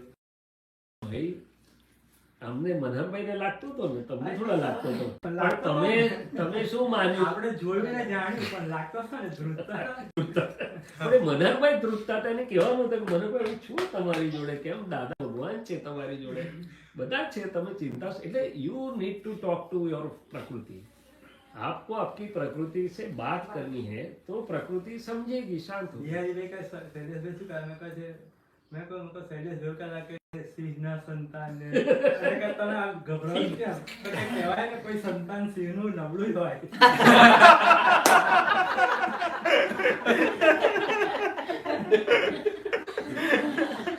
पर सिंह का संतान वीक हो पर फिर भी सिंह का संतान होता है, वो बकरी का नहीं होता। तो मैं हंस रहा था उनके साथ कि महात्मा लोग हाथ ऊंचे कर करके बोलते सिंह ना संतान, किसी से डरते नहीं। ये तो मजाक मस्ती મજાક કરે। આ ભય છે એ બધાનો અલગ અલગ હોય, કોઈને ઓછો લાગે, કોઈને વધારે લાગે, એ સ્વભાવનો એક ભાગ હોઈ શકે। हाँ, प्रकृति में संज्ञा है, कहूँ छे, सबकी प्रकृति अलग अलग है और उसमें एक भय संज्ञा होती है। दूसरा कुछ ऐसा एक्सपीरियंस हुआ है तो उसके ऊपर से भी भय लगता है। और तीसरी चीज जैसे मैंने बताई कि भाई बोलते हैं एक मन की वीकनेस बोली जाती है, उसको क्या है, प्रकृति की वीकनेस मानी जाती है। कुछ होता नहीं है, आया भी नहीं है, उसको काल्पनिक भय लगता है। क्या लगता है? उसके उपाय है कि व्यवस्थित है, कुदरत है, मैं अविनाशी हूँ। और तीसरा सौंपो किसी को, जिसको मानते उसको सौंपो। कृष्ण भगवान ने गीता में बताया है ना, जीव तो सिद्ध ने सोचना करे, कृष्ण ने करूँ तो करे। मैंने से आप क्यों चिंता करते हो? मैं हूँ, मैं करने वाला हूँ, आप क्यों कर रहे हैं? होता तो उसके मुताबिक ही है जी। हाँ, चिंता पर तो फिर हमारी भी है। चिंता हम करते हैं। लेकिन मन उस तरफ चला जाता हाँ, है, तो वो- करना तो उसने है। नहीं तो वो विज्ञान से धीरे धीरे चला जाता है। तो ये भयनी बात थी, भय का बात हो गया। अभी तो महात्मा लोग जिनको मिला है उनके लिए तो एक ही चीज है, इन सबको दृष्टि प्राप्त है, शुद्धात्मा दृष्टि प्राप्त है। तो शुद्धात्मा दृष्टि से जीवन जी रहे हैं। जो कृष्ण भगवान ने अर्जुन को दिव्य चक्षु दिए थे, थोड़े समय के लिए दिए थे, वो दादा भगवान ने सबको परमानेंटली दिए हुए हैं। क्या दिया है? परमानेंटली दिए हैं। तो वो 2 चक्षु से देखते हैं व्यवहार और निश्चय, रिलेटिव और रियल, और वो 2 चक्षु से चलते हैं। तो उनके लिए मैं बात कर रहा हूँ कि भाई આપણે માટે તો સારામાં સારો રસ્તો, આપણે लिए अच्छाમાં अच्छा સારામાં સારો રસ્તો શું છે? તો કે નવરા પડો એટલે શુદ્ધાત્માનું લાઇટના અનુભવ વધાર્યા કરો। શું કર્યા કરો? શુદ્ધાત્માનો અનુભવ વધતો જશે એટલે આપોઆપ આ બધા બાકીના મચ્છરા બધા ઉડી જશે। શું જશે? કારણ કે ત્યાં બેમાંથી એક જ રહે છે, વેક્યુમ રહેતું નથી। અને જો શુદ્ધાત્માનું લાઇટ ડીમ હશે તો પછી પ્રકૃતિ તેનું કામ કરવાની જ છે। કાં તો પ્રકૃતિનું જોર હોય, કાં તો શુદ્ધ આત્માના અનુભવનું વધારે પ્રભાવ હોય. એટલે આપણા માટે સારામાં સારો રસ્તો એ છે શુદ્ધ ઉપયોગમય જીવન. શું છે? આપણો શુદ્ધ ઉપયોગ જેટલો વધારે રહે, શુદ્ધાત્માનું જેટલું આપણને વધારે રહે, એટલું બાકીનો બધા પઝલ જ નહીં રહે. અમારે ઘણી વાર એવું થતું, અમે બી કિશોરાનંદજીની બી ખબર છે, દાદા ભગવાન પછી દાદા આવું થાય છે, આવું થાય છે, આવું થાય છે. એટલે દાદા ભગવાન હસતા હસતા જોયે, સાંભળે થોડી વાર, પછી કે છે કોને થાય છે? એટલે અમારું સોલ્યુશન થઈ જાય. શૈલેષને થાય છે, તો તું કોણ છું? તો હું શુદ્ધાત્મા છું. એટલે પતી ગયું, પઝલ સોલ્વ. શું થઈ ગયું? કોને થાય છે? કે બીજલબેનને થાય છે. તમે કોણ છો? તો હું શુદ્ધાત્મા છું. એટલે પતી ગયું. દાદાનું આટલું જ બોલે, વધારે બોલે જ નહીં, પણ અમારું સોલ્યુશન પૂરેપૂરું થઈ જાય. કારણ કે દાદાની હાજરી હતી ને, એ છૂટું જ પડી જાય. શું પડી જાય? મહાત્માઓ કે શુદ્ધાત્મા મહાત્માઓ માટે તે જ છે કે શુદ્ધ ઉપયોગ જેટલો મારો વધારે રહે, શુદ્ધાત્માનો અનુભવ સ્વાદ મારો વધારે રહે, શુદ્ધાત્મા તરીકે જીવન મારું પસાર થયા કરે, તો આ કશું અડે નહીં. પણ એ નહીં હોય તો આ પ્રકૃતિમાં જેટલું છે એટલા બધા બૂમો પાડશે અંદરથી. શું પાડશે? કોઈ આ ખૂણામાંથી બૂમ પાડે, કોઈ પેલા ખૂણામાંથી બૂમ પાડે, કોઈ પેલા ખૂણામાંથી બૂમ પાડે. આ તો ભયની વાત કરી. પ્રકૃતિ બૂમ પાડ્યા જ કરે, મારી સાથે આવું વર્તન કેમ કરે છે, મને બરોબર કેમ જવાબ આપતા નથી, મને આમ કેમ કરે છે. બધા અંદર બૂમ પાડનારા બધા બહુ પડ્યા છે. શું પડ્યા છે? પણ જો આપણે આપણામાં રહ્યા તે કોઈ નોઈઝ આપણને પજવે નહીં. કારણ કે નોઈઝ બધા બહાર છે, રિલેટિવ છે, પ્રકૃતિમાં છે, આપણામાં નથી. અને એને જે બૂમ પાડવી એવો પાડે. હું શુદ્ધાત્મા અનંત સુખનું ધામ છું, મારે શું જરૂર છે? કોઈ બોલાવે કે ના બોલાવે કંઈ નહીં, હું તો અનંત સુખ વાળો એવો શુદ્ધાત્મા છું. તો બધું જ પઝલ સોલ્વ છે. શું છે? પણ વ્યવહારમાં એમ કે પુરુષાર્થ કઈ રીતે વધી શકે? હા, બહુ સરસ પૂછ્યું. વ્યવહારમાં પુરુષાર્થ કેવી રીતે વધી શકે? બહુ સરસ. એટલે આપણો અક્રમ માર્ગનો જે પુરુષાર્થ છે એ રિલેટિવ અને રિયલ બંને સાથે ઉપર જાય એવો છે. કેવું છે? બંને સાથે ઉપર જાય. કારણ કે પંખી બે પાંખથી ઉડે તો જ સરસ થાય. એટલે મોક્ષ માર્ગમાં રિલેટિવ અને રિયલ વ્યવહાર નિશ્ચય બંને ઉંચકાય છે. શું ઉંચકાય છે? હવે પુરુષાર્થ એટલે પુરુષ થયા તો પુરુષાર્થ એટલે આપણો મૂળભૂત પુરુષાર્થ શું છે? તો કે સવારની પોરમાં આપણે ઉઠ્યા એટલે આપણે એને પૂછ્યું કે ભાઈ તારી ઊંઘ પૂરી થઈ ગઈ? તો કે હા. તો કે કોઈ કહેશે કે ના હજી તો 4 જ વાગ્યા છે ને, સુવા દો ને થોડી વાર. આપણે કે પણ તારી ઊંઘ ઉડી ગઈ છે, થાક ઉડી ગઈ છે, યાર થોડું સારું આપણો ઉપયોગ વોટેવર. એટલે એની જોડે વાતચીત શરૂ કરી એટલે રિલેટિવ અને રિયલ છૂટું પડી ગયું. શું પડી ગયું?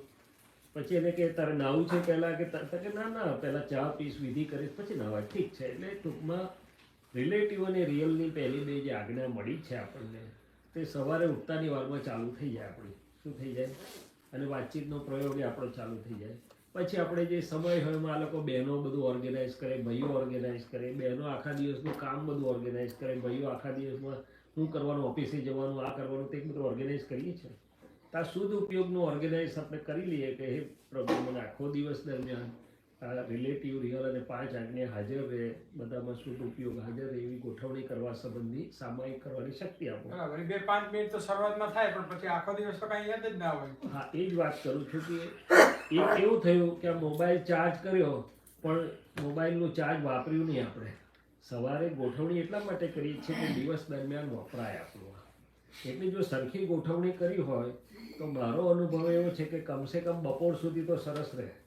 હું ગોઠવણી કરીને જઉં એટલે જેવો બહાર નીકળે તો રિલેટિવ રિયલ શુદ્ધાત્મા જોવાનું ચાલુ થઈ જાય.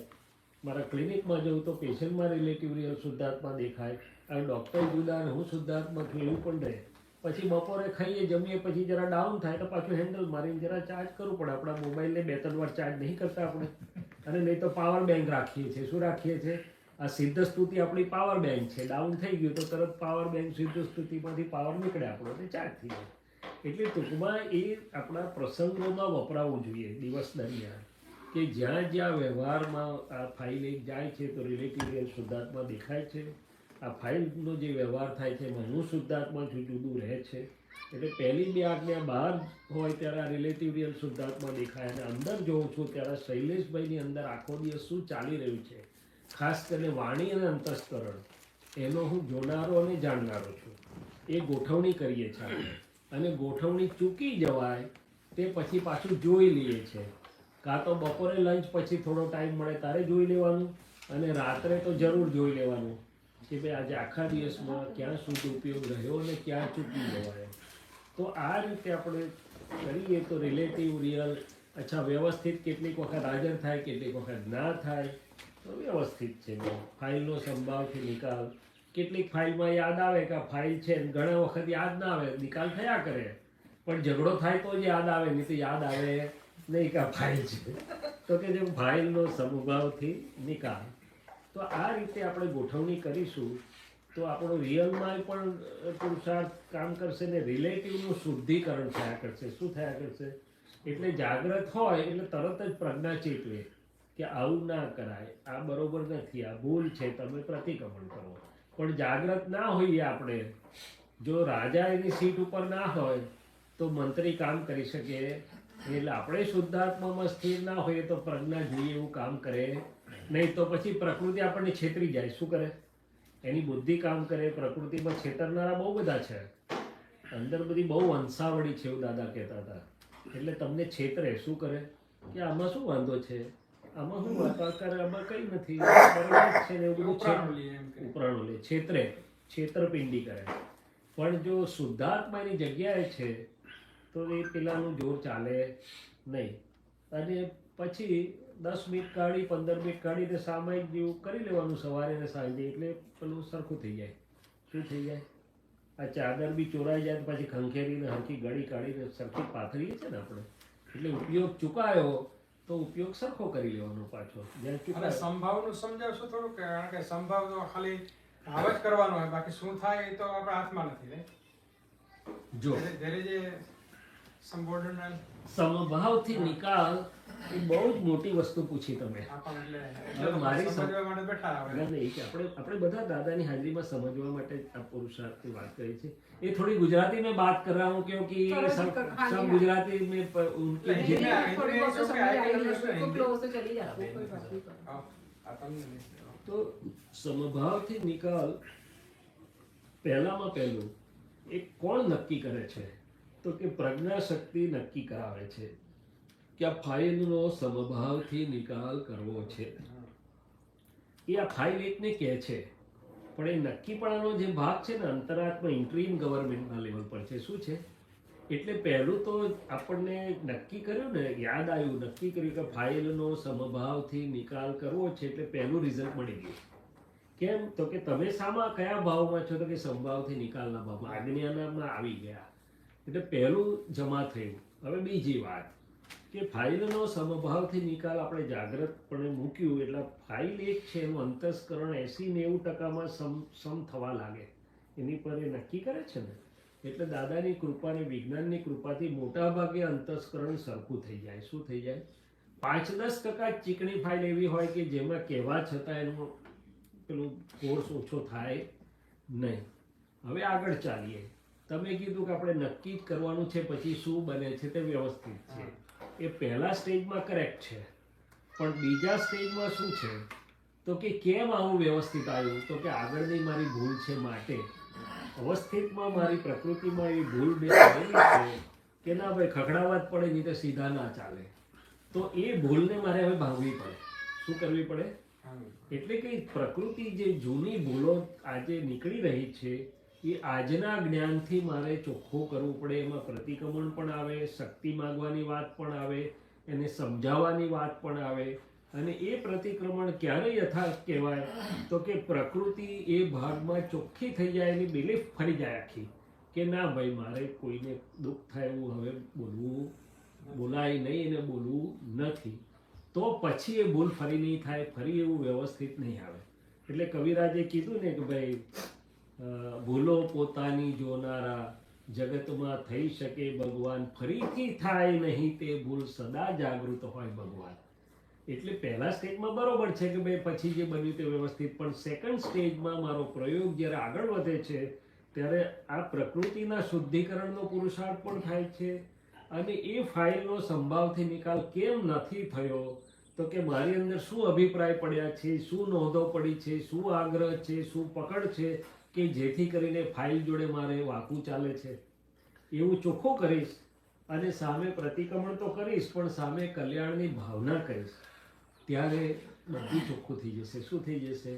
એવું છે જ નહીં કે કોઈ ફાઇલનો સમભાવથી નિકાલ ના થાય.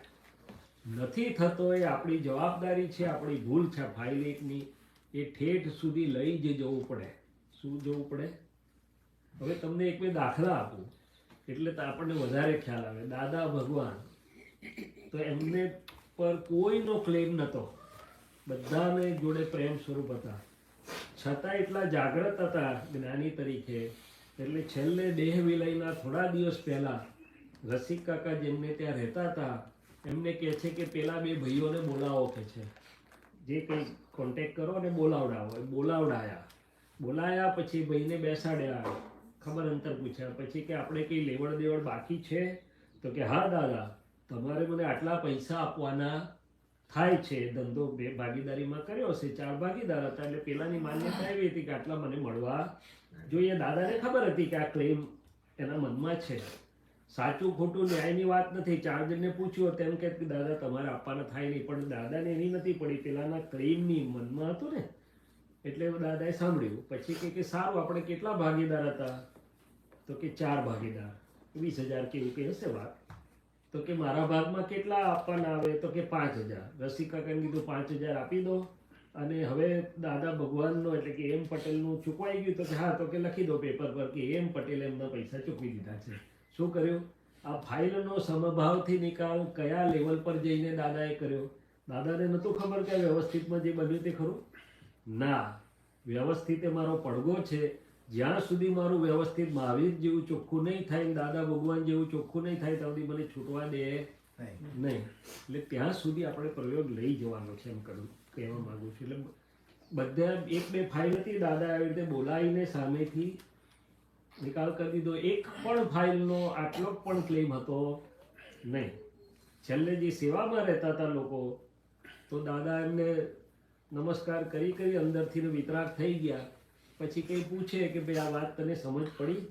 તો કે ના, મને ના સમજાય. તો કે હા, કદાચ મારી કંઈ ભૂલ થતી લાગે છે. શું કહે?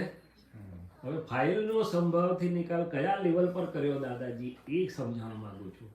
એટલે મહાત્માઓને માટે બરોબર છે, મહાત્માઓ કહી દે મેં નક્કી કર્યું તો ફાઇલનો સંભાવથી નિકાલ, પછી જે બન્યું તે ખરું. ના, એ વાત અધૂરી છે. શું છે? એ વાત પૂરી નથી. કેશવાનંદજીનું ઉમેરવું હશે તો કંઈક ઉમેરશે પછી, પણ આ વાત છે કે ભાઈ સમભાવથી નિકાલે નક્કી કરીએ, શરૂઆત થઈ છે. શું થયું છે? પછી આગળ ચાલી એટલે ઉપયોગ ગોઠવણી રિલેટિવ શુદ્ધાર્થમાં જોયો તો કે ના ભાઈ, અને આને ફાઇલ એકને કહ્યું કે ભાઈ સંભાવથી નિકાલ. એટલે દાદા કહે છે ને ગમે તે કરો, પણ સુલેમાન જાય ત્યારે પૂછું સુલેમાન કુછ દુઃખ નહીં હોવાને? તો કે નહીં સાબોલ રાઈટ. એટલે આપણે સમજીએ કે ક્લેમ રહ્યો નથી. છેલ્લે ગલી પછી કરીને પણ ફાઇલનો સંભાવથી નિકાલ કરજો દાદા કહે છે. દાદા તો એવું કહેતા હતા ગટરના પાણીએ પણ મગ ચડે તો ચડાવી દેજો, પણ નિકાલ લાવજો, નિવેડો લાવજો. શું લાવજો? એ ક્લેમ ઊભો રહેશે તો તમને છોડે નહીં. અને આગળ વાત કરું હવે. આ તો એક સ્થૂળ વ્યવહારની સંભાવથી નિકાલની વાત કરી. હવે આગળની વાત કરું, મને જે સમજાવ્યું છે તે કે આપણે નિકાલ તો કરી દઈએ છીએ આમ તેમ કરીને, પણ અંદર સંભાવ થાય છે. એટલે કે અંદર મારી દ્રષ્ટિમાં સંભાવ રહે છે. આમની જોડે કંઈક માથાકૂટ હતી, મેં આમ તેમ કરીને નિવેડો લાવી દીધો, પણ મારી અંદર દ્રષ્ટિમાં જુદું રહે કે ના રહે? ખોટું આવ્યું એમ. હા, એક ફેવરેબલ છે એની તરફ મારી દ્રષ્ટિ જુદી રહેશે ને એક અનફેવરેબલ છે. મેં નિકાલ કર્યો પણ મારી દ્રષ્ટિ સરખી રહે છે જુદી? જ્યાં સુધી જુદી છે ત્યાં સુધી યથાર્થ સંભાવથી નિકાલ કહેવાતો નથી.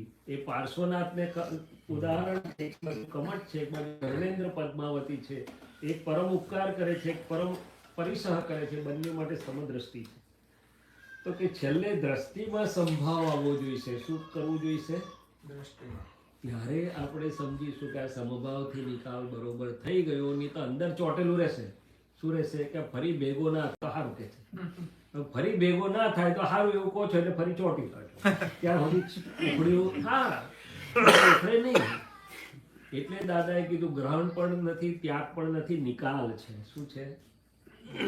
અને એ દ્રષ્ટિમાં સંભાવ આવે, વિતરાગતા આવે, ત્યાર પછી એ ફરી ના આવે, ખરી પડે ત્યાં સુધી ફરી આવે. ખ્યાલ આવ્યો? તો એટલે દાદાજી એન્ટ્રી આપી આપણને. એટલે એન્ટ્રીના લેવલમાં તો એન્ટ્રીનું જ વિજ્ઞાન સમજાવવું પડે ને. પણ હવે મોટા થયા, કેજીનું પહેલું ને બીજું ધોરણ વટાઈ ચૂક્યા તો પછી વિજ્ઞાન આગળ વધે કે ના વધે? આનંદભાઈ શું કહે છે? હા, એ જ ચાલતું હતું. પણ એટલે દાદા ભગવાન જ્યારે આજ્ઞા સમજાવતા હતા ત્યારે સ્ટાર્ટિંગમાં એ બધા એમ જ કહેતા હતા કે તમે સંભાવના કરો, નક્કી કરો, પણ થયો કે ના થયો ના એ મારા પર છોડો. એવું નતા બોલતા, નક્કી કરો હા, એટલું બોલતા. હા, નક્કી કરો. દાદા બહુ પાકા છે કે શબ્દ આગો પાછો છે ને, એટલે એ એટલા માટે કીધું કે તમે કરતા ના થઈ જાઓ. હા, પણ પછી આગળની વાત છે ને, હા. આ વ્યવસ્થિતમાં જે બન્યું તે કરે, પણ એ વ્યવસ્થિત શાના આધારે છે એ કોઈ વિચાર્યું? તો કે મારું અવસ્થિત હતું તેનું આજે હા, એવું વ્યવસ્થિત unfold થાય છે, છે. માટે અવસ્થિત ભૂલવાળું હતું તો આજે વ્યવસ્થિત ભૂલવાળું છે.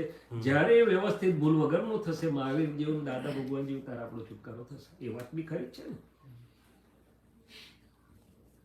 એટલે આવું છે. એટલે આજે મારું વ્યવસ્થિત ભૂલવાળું છે, તેને કરેક્ટ તો કયા કરવાનું ને મારે. એટલે સંભાવથી નિકાલ બહુ જ મોટી વસ્તુ છે. અને દાદા ભગવાને મને જ એક વાક્ય કીધું હતું કે આ સમભાવથી નિકાલ કરતા થાય એટલે વિતરાગતાનો પ્રવેશ દ્વાર છે. આ શું છે? વિતરાગ થવાનું આ પ્રવેશ દ્વાર, એન્ટ્રી છે આમાંથી. સંભાવથી નિકાલ કરતા કરતા એટલે પછી મને પ્રાર્થના કરતા કરતા હું થોડું થોડું દેખાયું કે મારી દ્રષ્ટિમાં સંભાવ છે ખરો બધા માટે. હું બોલતો નથી, ઝઘડો નથી કરતો, શાંતિથી નિવેડો લાવું છું, પણ દ્રષ્ટિમાં છે સંભાવ. દ્રષ્ટિમાં સંભાવ નથી ત્યાં સુધી યથાર્થ સંભાવથી નિકાલ કહેવાતો નથી.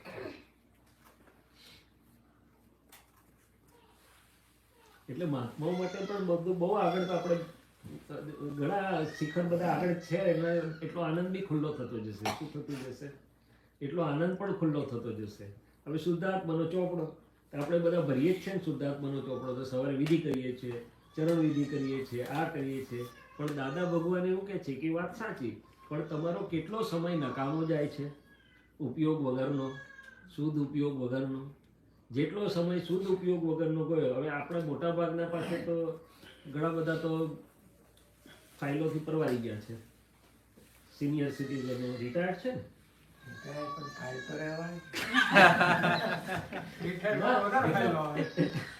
ના એટલે બહાર હોય પણ અંદર અવકાશ તો છે ને. અંદર અવકાશ તો છે ને. ગ્રામ સભા મૂકવા જાવ પણ અંદર તો બહુ અંતસ્કરણ તો મુક્ત છે ને. એટલે કહેવાનું તાત્પર્ય એવું છે કે અંતસ્કરણ જ્યારે મુક્ત છે, ચિત્ત ફ્રી હોય જે છે, તો એને શુદ્ધ ઉપયોગમાં કેટલો વખત વાપર્યો આપણે આખા દિવસમાં? અને આખો દિવસ કેટલો આપણો લોપડ ચોપડમાં પસાર થઈ ગયો. મારો જ જાય છે. તો હું તમને નથી કહેતો ઘણો બધો સમય નકામો જતો રહે. શું જતો રહે? તો મારે તપાસ કરવાની ને કે આ 5મી આજ્ઞા મને એવું કહે છે કે મારો સમય નકામો ના જાય, શુદ્ધ ઉપયોગમાં વપરાય. શું વપરાય? એટલે દાદા એવું હસતા હતા કે ડીઝલ આપણું વપરાય, પંપ આપણો વપરાય, પાણી પારકા ખેતરમાં જાય. શું જાય? એ ધંધો કોણ કરે? તો કે આ પ્રકૃતિમાં, પરરમણતામાં, રિલેટિવમાં બધું પાણી જાય છે. હું શુદ્ધ ઉપયોગપૂર્વક નથી જતું જેટલું, એટલું 5મી આજ્ઞા પાડી કહેવાય. પહેલા સ્ટેજમાં બરોબર છે કે ભાઈ સત્સંગમાં જજો એટલે 5મી આજ્ઞામાં જમા થયું, આજે લોટરી લાગી, દાદાનું કરશો, આરતી કરશો, વિધિ કરશો, નિધિ, એટલે બધું 5મી આજ્ઞામાં. Let's correct. પણ એનું આગળનું પરિણામ તો દાદા ભગવાન કહેતા હતા અમે 1 સેકન્ડ પણ પર પરિણતિમાં હોતા નથી ને પર રમણતા, એટલે કે આ રિલેટિવમાં 1 સેકન્ડ પણ અમારું પરિણતિ હોય ને અમે નિરંતર સ્વમાં જ હોઈએ. એમ એ પછી હાડકું માંગે કે માંદા પડે કે અમને બહુ સેવા કરી દાદાની કહેશે, પણ દાદાને 1 સેકન્ડ પણ કોઈએ શુદ્ધાત્માની બહાર દેહમાં પણ જોયા નથી. ગમે તેવી દેહની ખરાબ સ્થિતિ હોય પણ શુદ્ધાત્માથી બહાર નીકળીને દેહમાં જતા રહ્યા એવું કોઈએ જોયું, અનુભવમાં આવ્યું નથી. અમે બધાએ દાદાની જોડે ખૂબ રહ્યા. એ શુદ્ધ ઉપયોગનો પ્રતાપ છે. શું છે? દાદા કે અમે ક્ષણવાર પણ અમારા શુદ્ધાત્માના સ્વ સ્વભાવમાંથી બહાર નીકળીએ નહીં. રિલેટિવ રિયલ કોઈ પણ ગમે તેવું હોય પણ અમને એમાં શુદ્ધ જ દેખાય. શું દેખાય? એટલે આ આપણે આગળ લઈ જઈએ છીએ આપણો પ્રયોગ મહાત્માઓનો, કે જ્યાં છે ત્યાંથી આપણે આગળ જઈએ, જ્યાં છે ત્યાંથી આપણે અનુભવના સ્ટેજમાં આગળ વધીએ. બરાબર? અને દાદાએ તો આના માટે કેટલી બધી વાત કરી હતી કે અમને કોઈ પણ રીતે અમારો ઉપયોગ ચૂકાય, પોસાય નહીં. એક જ વાર ખંભાતનું એક્સિડન્ટ થયું તે ક્ષણભર માટે અમને ઉપયોગમાં જોખવું આવ્યું. શું થયું? તે પાછું એમના લક્ષમાં કે આટલો વખત અમને જરાક બહુ મોટો ઇમ્પેક્ટ આવે, જરાક ચૂકાયું, બાકી એવું હોય નહીં. અમને હોય ઉપયોગ ચૂક્યાનું અમને હોય નહીં. અને એ ન ચૂકાય એટલા માટે તો હમણાં ફ્રેક્ચર થયું તો ઓપરેશન કરવાની ના પાડી કે અમને એનેસ્થેશિયા લેવું નથી કારણ કે અમારા શુદ્ધ ઉપયોગ પર આવરણ આવે. શું આવે? ખાટલામાં રહીશું 2.5 મહિના અમને ચાલશે, પણ એનેસ્થેશિયા અને બીજાનું બ્લડ અમારે લેવું નથી. તો હવે એ જે શુદ્ધ ઉપયોગની વાત છે ને, આપણે ઊભા છીએ, આપણે ધીમે ધીમે ધીમે ધીમે ત્યાં જવું છે, એટલે નક્કી રાખવાનું. શું કરવાનું? જે આપણે ઊભા તેજસ હશે ને મને એમ હતું કે હવે એક તો સારો આવડી ગયું છે સંભાવના નિકાલ કરતા. તમે બધા આગળ લેસન આપ્યું.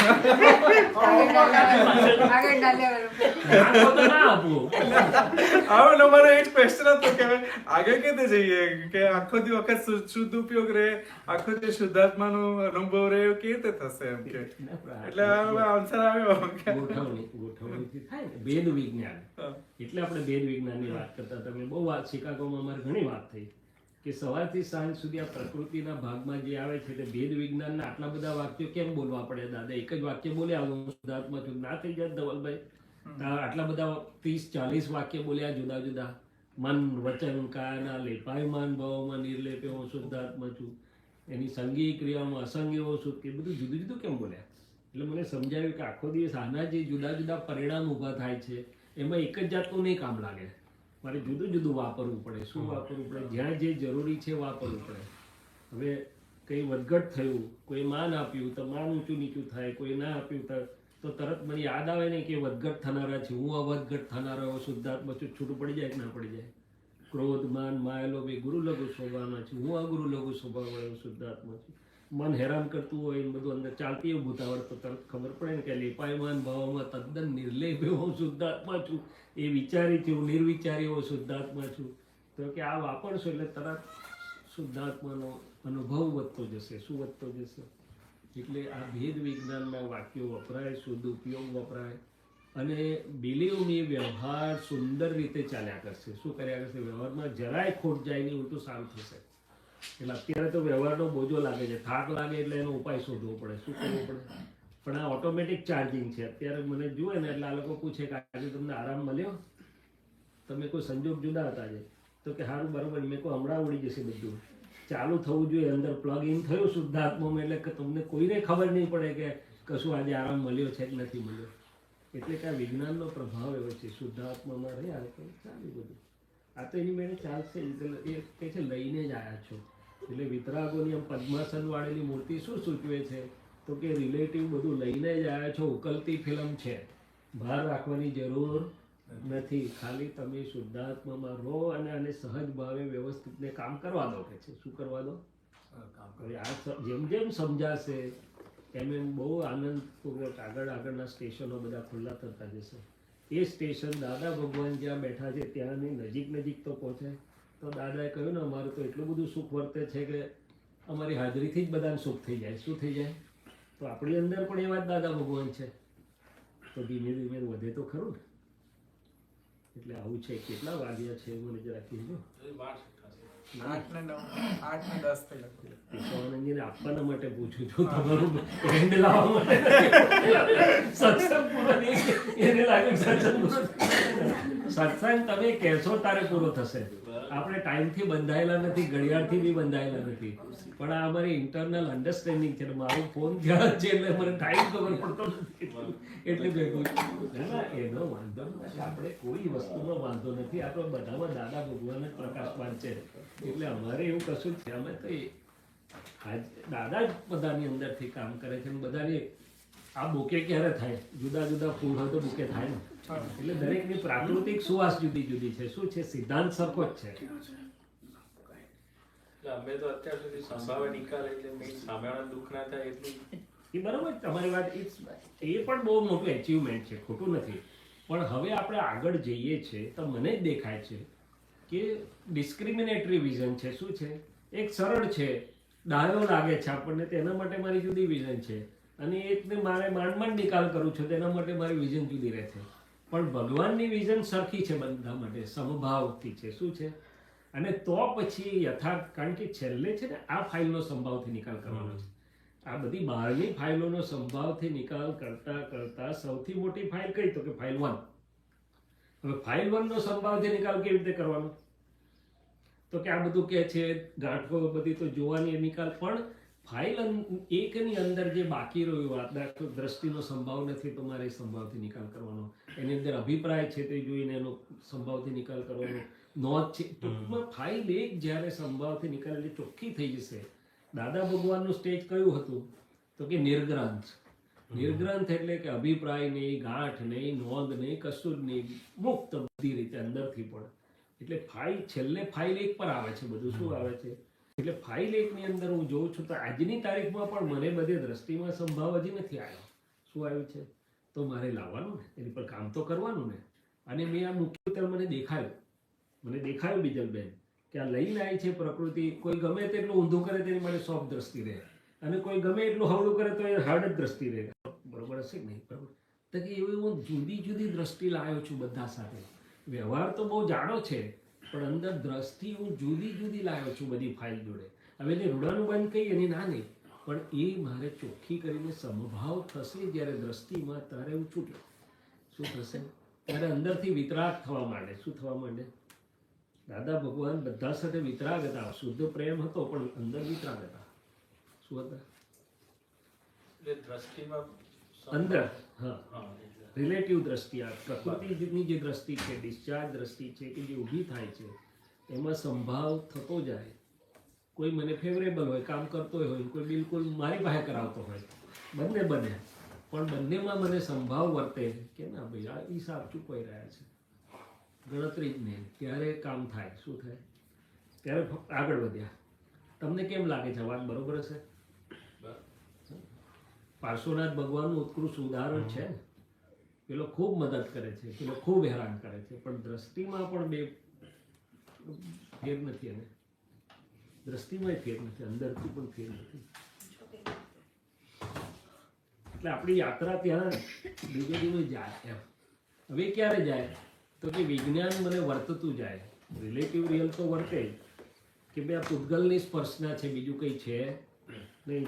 જે પૂતગલ સ્પર્શના નિશ્ચય સ્પર્શેશ હોય અને વ્યવસ્થિતમાં ઉકળી રહેલું છે, પછી હિસાબ છે ને એવું બધું મૂકવાની બી જરૂર નહીં. તો પછી હું જ્ઞાતા દ્રષ્ટા રહી શકું તો ધીરે ધીરે દ્રષ્ટિમાં સંભાવ આવી જાય. શું આવી જાય? નહીં તો ભેદ રાખશે જ દ્રષ્ટિ. શું રાખશે?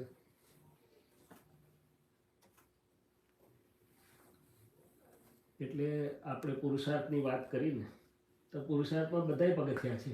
શું છે કે એક બાજુ પ્રકૃતિ શુદ્ધ થતી જાય, આ બધું નીકળતું જાય, અને બીજી બાજુ મારા શુદ્ધાત્માનું પરિણામ સમયે સમયે સ્થિરતાના પરિણામ શુદ્ધાત્માના વધતા જાય. રાઈટ?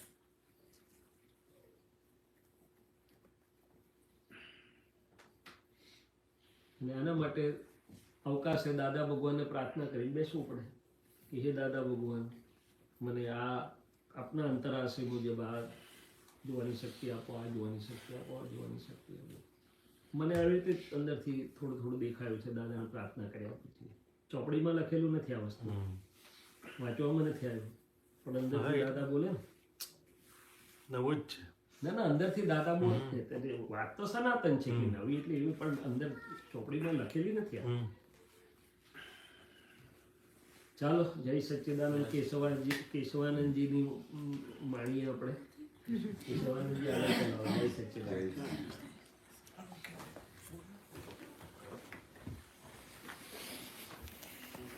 कुछ हिंदी में बात कर लेना उन लोगों के लिए. मैंने काफ़ी गुजराती में कर दी.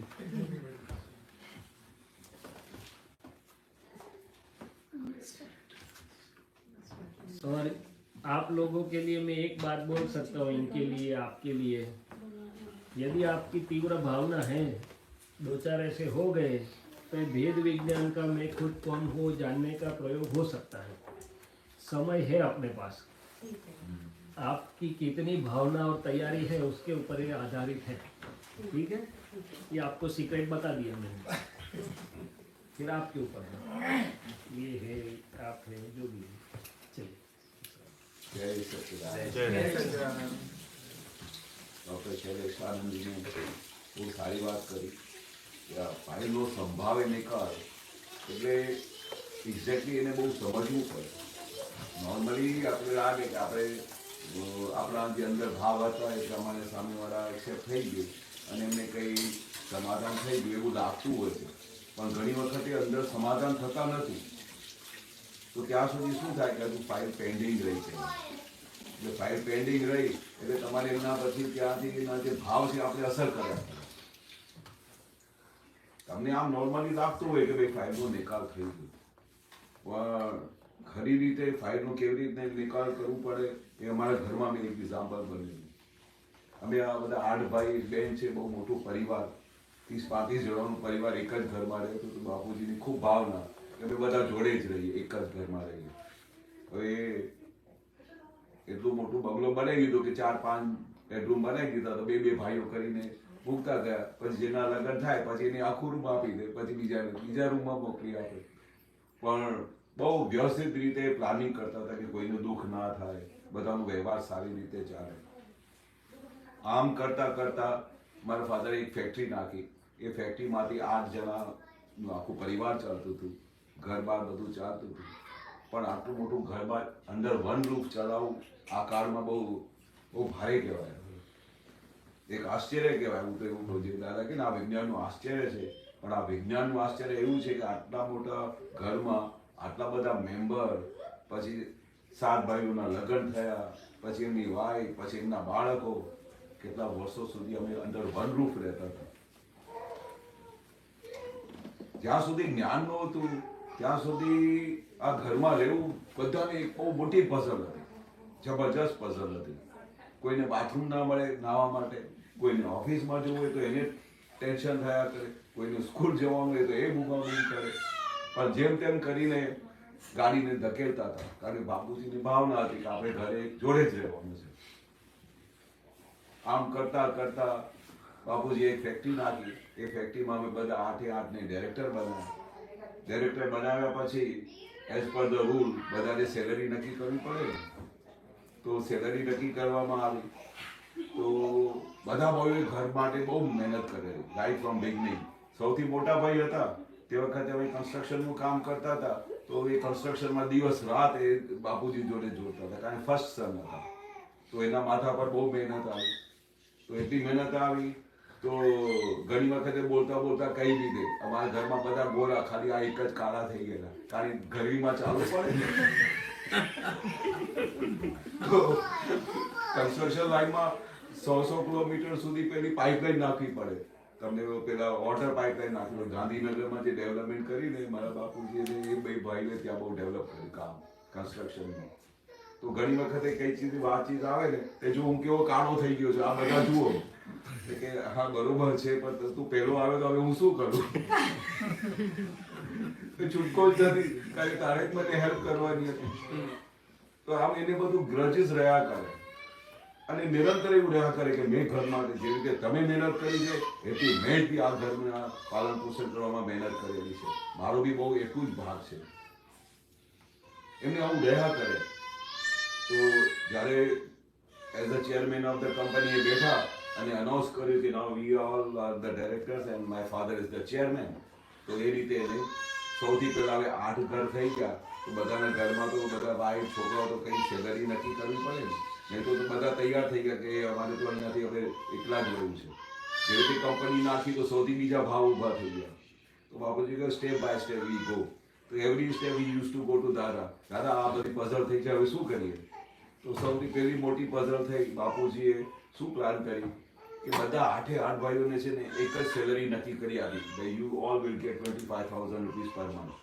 એ જમાનામાં 25,000 બહુ હતો. બાપુજી કેલ્ક્યુલેશન કર્યું કે એમનાથી છોકરાઓની પગારો થશે, પેલા છોકરાઓ સ્કૂલ જશે, બાળકો થશે, ઘર બાર સારું ચાલશે દરેકનું. બધા એક્સેપ્ટ કર્યું કે નો પ્રોબ્લેમ. પણ કોઈને કોઈ પ્રશ્ન નહીં. ધ 8th બ્રધર જે સૌથી નાનો હતો એને 25,000. તો એને એકદમ ફંડો ફૂટ્યો. ઓલરેડી એના માઇન્ડમાં હતું કે મેં ઘર માટે બહુ કર્યું. એકદમ બાપુજી ઉપર અટેક કર્યું કે તમે આ શું અનજસ્ટિસ કર્યું? મેં આખી લાઈફ તમારી સાથે રહ્યો, આખી લાઈફ મેં આટલું કામ કર્યું, મને 25,000 અને પેલા સૌથી નાનાને 25,000, એને શું કામ કર્યું ઘર માટે? એની પઝલ ઊભી થાય ને, દરેકને પઝલ ઊભી થાય કે મેં આટલું કામ કર્યું. હવે આ પઝલ બહુ મોટી ઊભી થઈ. બાપુજી કે હું તારી જો અલગ પગાર કરીશ તો આ બધા 7 જણા કંઈ શાંત બેસવાના નથી, મારું જીવન બરબાદ કરી નાખશે. હું તને 1 રૂપિયો બી વધારે આપું છું, કારણ કે બધા કહે છે કે મેં બહુ મહેનત કરી. જેને પૂછો મેં બહુ મહેનત કરી, કોઈ કહેતો જ નથી કે મેં મહેનત નથી કરી. તો હવે આ પઝલ સોલ્વ થશે કેવી રીતે? બહુ મોટી પઝલ થઈ ગઈ. He was very intelligent. દાદા ભગવાન બી કહેતા હતા કે તમે નસીબદાર છો કે તમારે આવા ફાધર મળ્યા છે. એને એવું બ્રેન છે ને કે 10 મિલો ચલાવે, આ તો એને 1 મિલ ચલાવવાની આવી. તો સૌ ખરેખર રીતે જ્યારે દાદા ભગવાન એવું બધું કહેતા હતા ને, તો અમારે દાદા ભગવાને બાપુજીની ઓળખ કરાવી. અમે એવું સમજતા કે આ બાપુજી તો અજસ્ટિસ કરે છે. ભાઈ આ તમને 8 જણાને પાલન પોષણ કરીને કેવી રીતે આ સ્ટેજ પર લાવ્યા છે તમને કલ્પના નથી. દાદા બધું જાણતા હતા, કારણ કે લખીને શું થયેલું, મારા બાપુજી બી કોન્ટ્રાક્ટર હતા, દાદા ભગવાન કોન્ટ્રાક્ટર હતા. પણ દાદા ભગવાનને જયારે જ્ઞાન થયેલું ત્યારે બાપુજીને ખબર નહોતી. રોડની એક બાજુ મારે બાપુજીનું કોન્ટ્રાક્ટર, બીજી બાજુ દાદા ભગવાનનું કોન્ટ્રાક્ટર.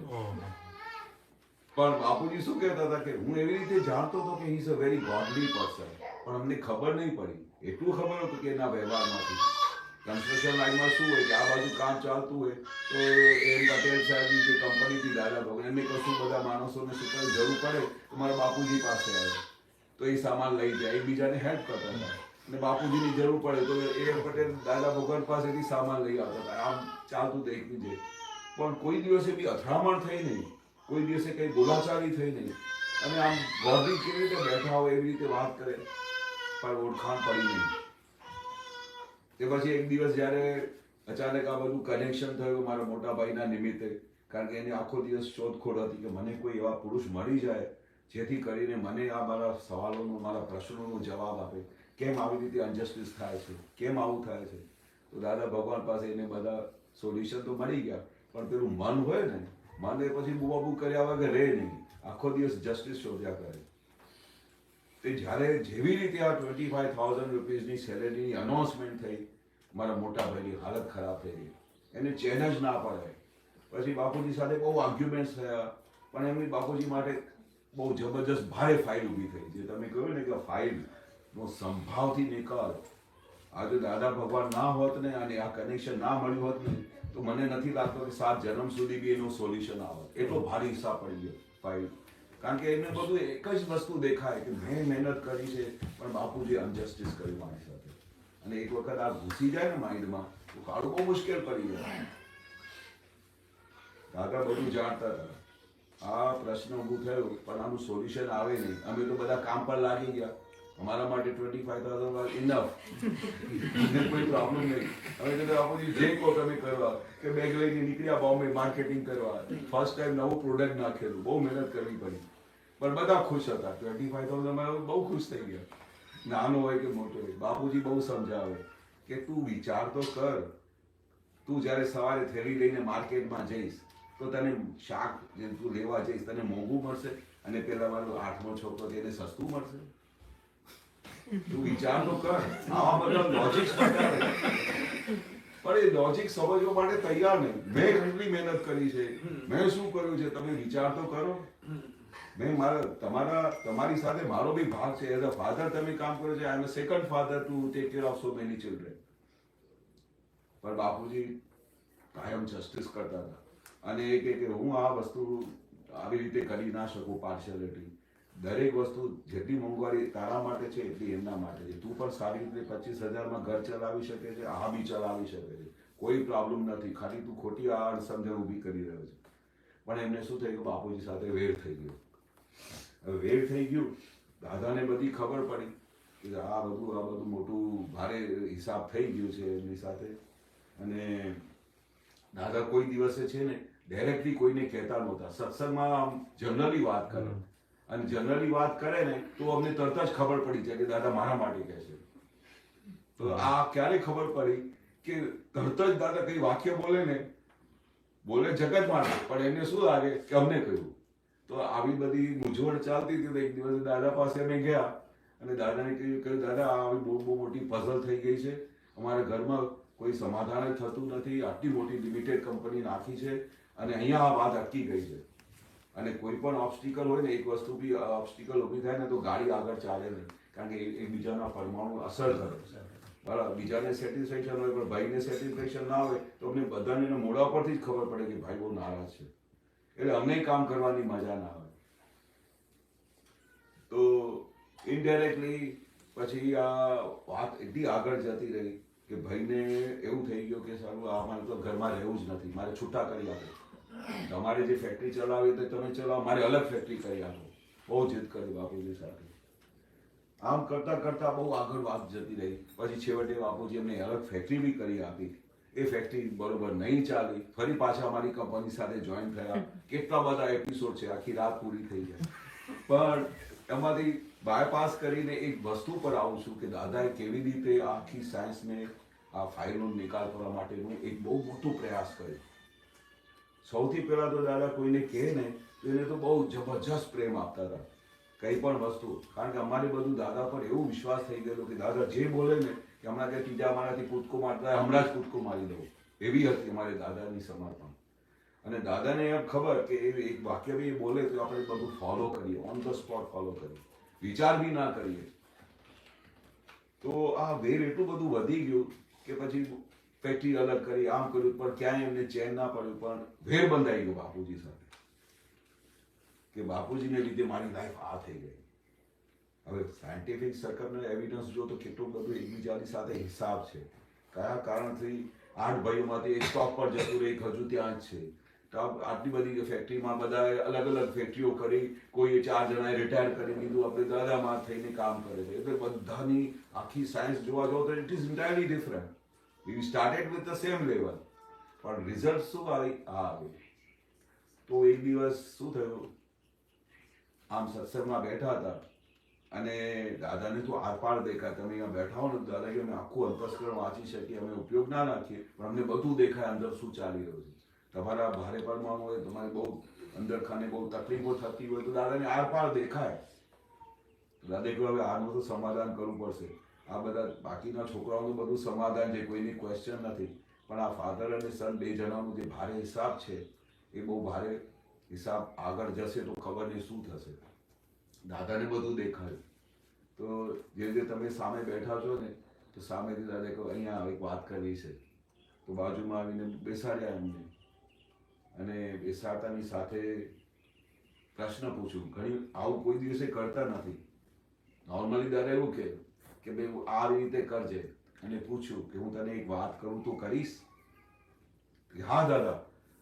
દાદા કઈ વાત કરે ને અને પછી હવે કોઈ ક્વેશ્ચન જ ઊભું જ ના થાય. મને મારા લાઈફમાં કે ક્યારેય ખબર નથી કે દાદાએ કોઈને કઈ આજ્ઞા કરી હોય તો કહ્યું કે ના દાદા it is difficult, I cannot do this. એવું કોઈ દિવસે બોલ્યા જ નથી. તો કહ્યું કે તું એક વાત માનીશ? હા દાદા, તમે જે કહો દાદા. તારે છે ને તારા બાપુજીમાં 365 દિવસ સુધી પ્રતિક્રમણ કરવા પડશે. 365 days, આખા વર્ષ માટે, એક દિવસ માટે નહીં. એટલે એ વિચાર તો તમે વિચાર કરો, જયારે જ્ઞાની પુરુષ આ એક વાક્ય બોલે એટલે કેટલું એની અંદર રહે છે. એક વખત પ્રતિક્રમણ કરીએ, 5 વખત કરીએ, 10 વખત કરીએ તો ભાઈ એકબીજાને માફ થઈ જાય. પણ 365 દિવસ તને પ્રતિક્રમણ કરવા પડશે, ત્યારે તારું આ હિસાબનું ફાઇલનો સંભાવથી નિકાલ થયું કહેવાશે. કારણ કે બાપુજીની તારા માટે બહુ જબરજસ્ત ખેંચ પડેલી છે અને તને ખેંચ પડેલી છે. અને આ 2 જણાની સંભાવે નિકાલ ના થયો એટલે આપણે આજ્ઞાનું એ ભંગ થયું. અને આની રિઝલ્ટ શું આવશે એ દાદાને દેખાતી હતી, અમને ના દેખાય. આ તો ખાલી આમ અંદર ખાને એવું થઈ ગયું કે તમે અનજસ્ટિસ કર્યું છે. I don't want to be with you, you are not my father. તો યુ વિલ નોટ બિલીવ, 365 દિવસ એક દિવસ છોડ્યા સિવાય એવું એક દિવસ નથી કે એને પ્રતિક્રમણ નહીં કર્યા હોય. એ ફેક્ટરીમાંથી બાપુજી પાસેથી રજા લઈને જતા હતા કે હું આવું છું, કલાકમાં થોડું કામ છે, આમ કરીને I will be back on the duty. આમ કરીને ઘરે જતા હતા અને ઘરે બેસીને એ અમારા બાપુજીના પ્રતિક્રમણ કર્યા. 365 days, 365 દિવસ સુધી જ્યારે પ્રતિક્રમણ પૂરા થયા, દાદા એને પૂછ્યું કે તે કર્યા? હા દાદા, મેં એક દિવસ બી મિસ નથી કર્યું. અને હાથની પ્રતિક્રમણ કર્યા કે બસ બહુ થઈ ગયું, કામ થઈ ગયું. હવે એના પછી દાદા એને કશું કહ્યું નહીં. દાદાએ પૂછ્યું બી નહીં કે ભાઈ તારા બાપુજીનો હવે તારા માટે શું ભાવ છે. Everything vanished, everything change. અને બાપુજી એના માટે કોઈ અભાવ તિરસ્કાર નહીં રહ્યું અને રાજેન્દ્રભાઈને બી નહીં રહ્યું. એટલે બંનેને એકબીજાએ કમ્પ્લીટ માફ કરી દીધેલા અને એકબીજા માટે પહેલા જેવું ભાવ થઈ ગયો. હવે શું થાય છે, બાપુજીની છેલ્લો ટાઈમ આવી જાય છે તો બાપુજી બાપુજીએ કહ્યું કે કેશવ તું એક કામ કરીશ, તું મારે છે ને એવું થાય છે કે હમણાં છેલ્લો ટાઈમ હું તારા ઘરે ટાઈમ કાઢું એઝ અ આપતો પુત્ર તરીકે. ભાઈ તું મારી દાદાની બધી વાતો કરજે. એને અંદર ખાને એવું અચાનક આવું વિચાર થઈ ગયો કે મારે તારા ઘરે આવીને રહેવું છે. અમારા બધા ભાઈઓ આઠે આઠ અલગ બંગલા થઈ ગયા, એ જે બધાની ડિઝાઇન પ્રમાણે જે હતું એ બધું થઈ ગયું દાદાની કૃપાથી. દાદાએ પછી એને તમારા ફાધરને કહ્યું કે તમે ચિંતા નહીં કરશો. એક દિવસ તમારી જેમ બેઠા હતા ને અહીંયા, તો આમ બાપુજી આમ કરીને બેઠા હતા. એટલે દાદાએ બધું સત્સંગ ચાલતું હતું જોરદાર. તો સત્સંગ ચાલતા ચાલતા દાદાએ આમ જોઈ લે, પછી એ બધું ઓબ્ઝર્વ કરી લે કે ભાઈ આમ કેમ કરીને બેઠા હશે. તો સત્સંગ પૂરું થયું પછી દાદાએ બોલાવીને પૂછ્યું કે તમે શું વિચારતા હતા હમણાં, કે ભાઈ આજ ને કે આજ 8 છોકરાઓના ક્યારે અલગ અલગ બંગલાઓ થશે, ક્યારે એમની અલગ અલગ ફેક્ટરી થશે, ક્યારે બધા પોતપોતાના ઘરે જશે. હા દાદા હું આજ વિચારતો હતો. તમને કેવી રીતે ખબર પડી? ડાયરેક્ટ અમને બધું દેખાય. પછી દાદા એક જ વાક્ય બોલ્યા, બહુ વિચારવાનું નહીં, બધું થઈ જશે. હવે યુ વિલ નોટ બી જ્ઞાની પુરુષ આવું કે ને થઈ જશે એટલે દેવી દેવતાઓને ખાલી થઈ જશે એ વચન ખાલી બોલ્યા એ પ્રમાણે થઈ ગયું. Within a year of 2-3 years બધાને પોતપોતાના બંગલા થઈ ગયા, પોતપોતાની ફેક્ટરીઓ થઈ ગઈ. Everybody got settled. તો એ પ્રમાણે જ્યારે બાપુજીને આ આટલી બધી દાદા માટે આસ્થા હતી ને જે બોલે થઈ જાય, તો એ દાદાને એમનું હૃદય દેખાયું કે શેઠનું હૃદય શું છે, કેવી રીતે ઈચ્છે છે કે બધા સેટલ થઈ જાય, કોઈને દુઃખ ના થાય. તો એવી રીતે જ્યારે છેલ્લો ટાઈમ આવી ગયો તો દાદા બાપુજી કહ્યું હું તારા ઘરે આવીને રહું થોડા દિવસ. વેલકમ બાપુજી, તમારું જ ઘર છે, બસ તું મને દાદાની વાતો કરજે, બસ બીજું કશું વાત કરીશ નહીં મારી સાથે. હા આમ પછી શું કહ્યું કે 6 વાગે તું આવી જઈશ? હા દાદા હું 6 વાગે શાક પહોંચી જઈશ તમારા ઘરે. હું કાર લઈને આવ્યો તો 6 મિનિટ ને 10 મિનિટ થઈ ગઈ, 7-8 મિનિટ વધારે થઈ ગઈ. તો 7-8 મિનિટ વધારે થઈ ગઈ તો હું દોડતો અંદર જતો હતો કે ચાલો બાપુજીએ બેગ બનાવી રાખી હશે. તો ત્યાંથી શું હતું કે રાજેન્દ્રભાઈ બેગ લઈને બાપુજી સાથે બહાર નીકળતા હતા. હું વિચારમાં પડી ગયો. હું કહ્યું બાપુજી આવી ગયો છે કે નહીં કે 10 મિનિટ મોડું કર્યું ને હવે મને ભાવ થયો કે રાજેન્દ્રભાઈના ઘરે જવું છું. હું તો બધી તૈયારી કરીને આવ્યો હતો, તમારું રૂમ બી તૈયાર કરીને આવ્યો, ઘરે તમે અહીંયા રહેશો, બધા ભાભીએ બધી તૈયારી કરી નાખી કે બાપુજી આવવાના છે, અહીંયા રહેશે. કે પછી તો તારી સાથે તો હું છું જ નહીં, બરોબર. પણ એ 10 મિનિટ પહેલા આવી ગયા અને મને ખબર નહીં શું ભાવ થયું. મેં એમને હા પાડી દીધી. હવે મેં હા પાડી છે, હવે તારા ઘરે નહીં આવો, તું ત્યાં મળવા આવજે ને રોજે. મારું ઘર બાજુમાં છે. એ ચાલો કઈ વાત બાપુજી તમારી જે ઈચ્છા હોય. તે બાપુજી એમની સાથે જાય છે, બરોબર. એના પછી 6 મહિના જેવું એમનું પેલું આયુષ્કરણ રહે છે. પણ 6 મહિના સુધી એ બાપુજીની ભાભી ને રાજેન્દ્રભાઈ એટલી સેવા કરે છે કે એમના હૃદયમાં 1% બી પેલું એ રહ્યું નહીં કે તે મારી સાથે આવી રીતે વાત કરી હતી. છેવટે એટલું બી કહ્યું કે તમે આ અન્યાય કરશો તો કોર્ટમાં લઈ જઈશ. એવું બધા ડિસ્કશન થઈ ગયેલા, કારણ કે એમને ઘાત લાગી ગયો કે મેં આખી લાઈફ તમારે કરી, તમે અનજસ્ટિસ કર્યું છે. તો એ વસ્તુ ત્યાં જ્યારે છેલ્લા મુમેન્ટમાં મેં જોયું કે દાદાએ જે કહ્યું ને એને 365 પ્રતિક્રમણ કર્યું, તો છેલ્લા ટાઈમમાં જ્યારે ત્યાં ગયા એને એટલા બધા આશીર્વાદ આપ્યા અને બાપુજી એની પાસેથી માફી માંગ્યું. જોકે બાપુજીનું ક્યાંય દોષ હતું નહીં, પણ આ તો આખી ગાડી દાદા કેવી રીતે સંભાવથી નિકાલ કરાવે છે કે એનું બી સંભાવે નિકાલ કર્યો રાજનો. કારણ કે એના અંદરમાં જે બધું પકડાઈ ગયું હતું, જકડી ગયું હતું, એ એમને છોડાયું. અને પેલી બાજુ બાપુજીને થયું મારી સાથે આવી રીતે વાત કરી. મેં આખું જીવન તમારે કેટલી મહેનત કરી છે, કોઈએ આટલી મહેનત ના કરી એવી રીતે મેં પાલન પોષણ કરીને 9 છોકરાઓને પાલન પોષણ કર્યું છે. આજે 2 છોકરાઓનું સંભાળવા મુશ્કેલ પડે છે, તે 9 છોકરાઓને પાલન પોષણ કર્યું જેવી તેવી વાત છે. પછી એક દિવસ બાપુજી જ્યારે વાત કરી ત્યારે ખબર પડી. ઓહો, એ કહેતા હતા કે હું જ્યારે માર્કેટિંગ કરવા જતો હતો ને તો બોમ્બેમાં 6 માળની બિલ્ડિંગ, 8 માળની બિલ્ડિંગ, 5 માળની બિલ્ડિંગ, ત્યાં લિફ્ટ નહોતી. અને હું જ્યારે લિફ્ટ, તમે બધા કહો છો ને છોકરાઓ અમારી જેવી મહેનત કોઈએ કરી નથી, પણ આખી લાઈફ બાપુજી નહીં બતાવ્યો કે મેં આટલી મહેનત કરી છે તમારા માટે. પછી જ્યારે આજ દિવસે બેઠા હતા તો વાત કરી તો ત્યારે અમને રિયલાઇઝ થયું કે આટલી બધી પલટનને અમે તો બધા નાના હતા, પણ એને કેવી રીતે એમનું બધું પાલન પોષણ કર્યું હશે. 6 માળે જાય ને બેગ લઈને, હું તમને આ વેચવા આવ્યો છું માર્કેટમાં, તો કે અમારી પાસે બહુ સ્ટાફ છે, ફરી આવજો. આમ કરતી કરતી બોમ્બેની 25 બિલ્ડિંગો ફરતા હતા ત્યારે એક બિલ્ડિંગમાં અમને ઓર્ડર મળતું હતું. તમે વિચાર તો કરો તો એમના પગની શું હાલત થતી હશે. પણ કોઈ દિવસે લાઈફમાં કમ્પ્લેન નહીં કરેલી. આ તો જ્યારે વાત નીકળી કે બાપુજીએ શું કર્યું છે ત્યારે અમે બહુ મહેનત કરી છે, અમે બહુ મહેનત કરી છે. પણ ડીડ હી ટોલ્ડ યુ કે હાઉ મેં કેટલી મહેનત કરી છે? કે આ આપણું ભાગ્ય લખેલું આવ્યું છે, આપણા હાથમાં જે આવ્યું છે તે આપણે કરવાનું છે, આપણી ડ્યુટી છે. ફાઇલનો સંભાવે નિકાલ એટલે શું કે સામેવાળાને ખબર બી ના પડે કે તમે સંભાવે નિકાલ કર્યો. એટલે આના ઉપરથી ખબર પડી કે કેવી રીતે આ ફાઇલોનો સંભાવે નિકાલ જેથી કરીને દાદાએ કહ્યું કે હવે તારો હિસાબ પૂરો થયો, હવે તારે બરોબર ખરી રીતે સંભાવે નહીં, તારે બાપુજી તને માફ કરી દીધું ને. એટલે આ આખું વિજ્ઞાન જયારે દાદા કહે છે ને 5 આજ્ઞા આપે છે ફાઇલનો સંભાવે નિકાલ, એટલે એમાં બહુ મોટી રહસ્ય હોય છે. તમારા કેટલા બધા ભાવના વેદ તૂટી જાય. તમને એવું લાગે કે ફાઇલનો સંભાવે નિકાલ છે, પણ કેટલા બધા ભાવના વેદ, નહીં તો વેદ બંધાઈ જાય. તમને એવું લાગે કે મેં તો બરોબર કર્યું, મેં તો મારી ડ્યુટી કરી, પણ એનું અંદરનું સમાધાન ક્યાં થયું છે? સમાધાન નથી થયું ત્યાં સુધી ફાઇલનો નિકાલ થયું કહેવાય જ નહીં.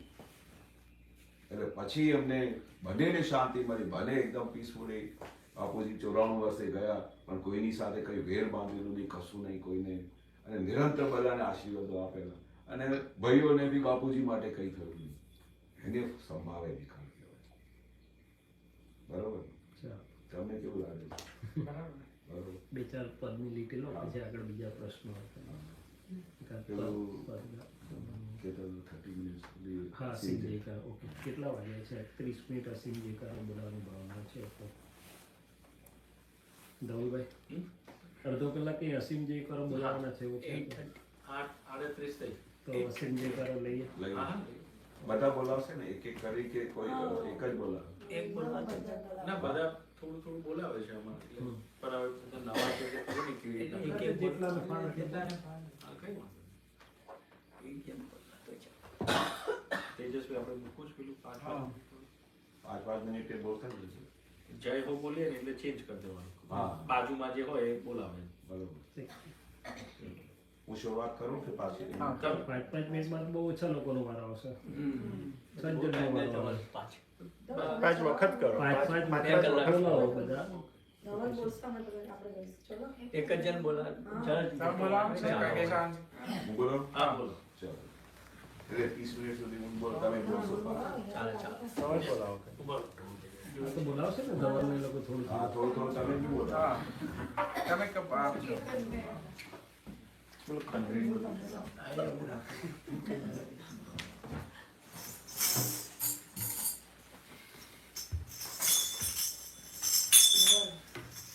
तो नए लोगों के लिए बता देता हूँ कि ये जो कीर्तन भक्ति करने जा रहे हैं दादा भगवान का सीन, तो पहली बात तो दादा भगवान कौन है आपको कुछ मालूम चला? किनका नाम दे रहे हैं? कौन है वो?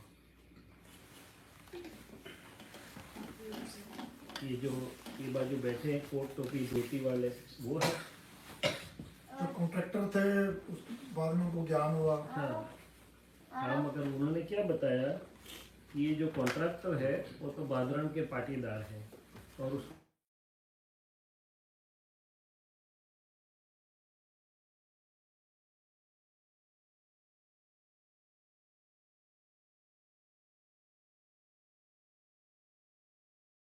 करते हैं। क्यों?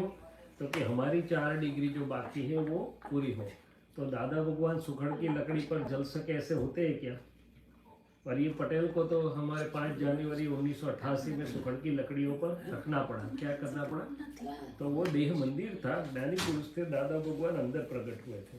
और ऐसे ही दादा भगवान आप सब में हैं, पहचान होगी, धीरे धीरे प्रकट होते जाएंगे। तो ये कीर्तन भक्ति का आशय ये है कि खुद के दादा भगवान के साथ जब जुड़ते हैं तब 10 मिनट से ज़्यादा बोलेंगे तो इतने बादल हटेंगे कि अंदर से दादा भगवान का अमृत बिंदु जैसा आनंद चालू होगा। 50 मिनट बोलते हैं तो अंदर के भगवान से जुड़ने का एक रास्ता है। आपने जो बताया ना वो एक रास्ता है, दूसरे ऐसे ज्ञान के रास्ते हैं। जैसे आप धीरे धीरे समझोगे तो आपको वो फायदा मिलता जाएगा। चलिए ठीक है। दादा भगवान ना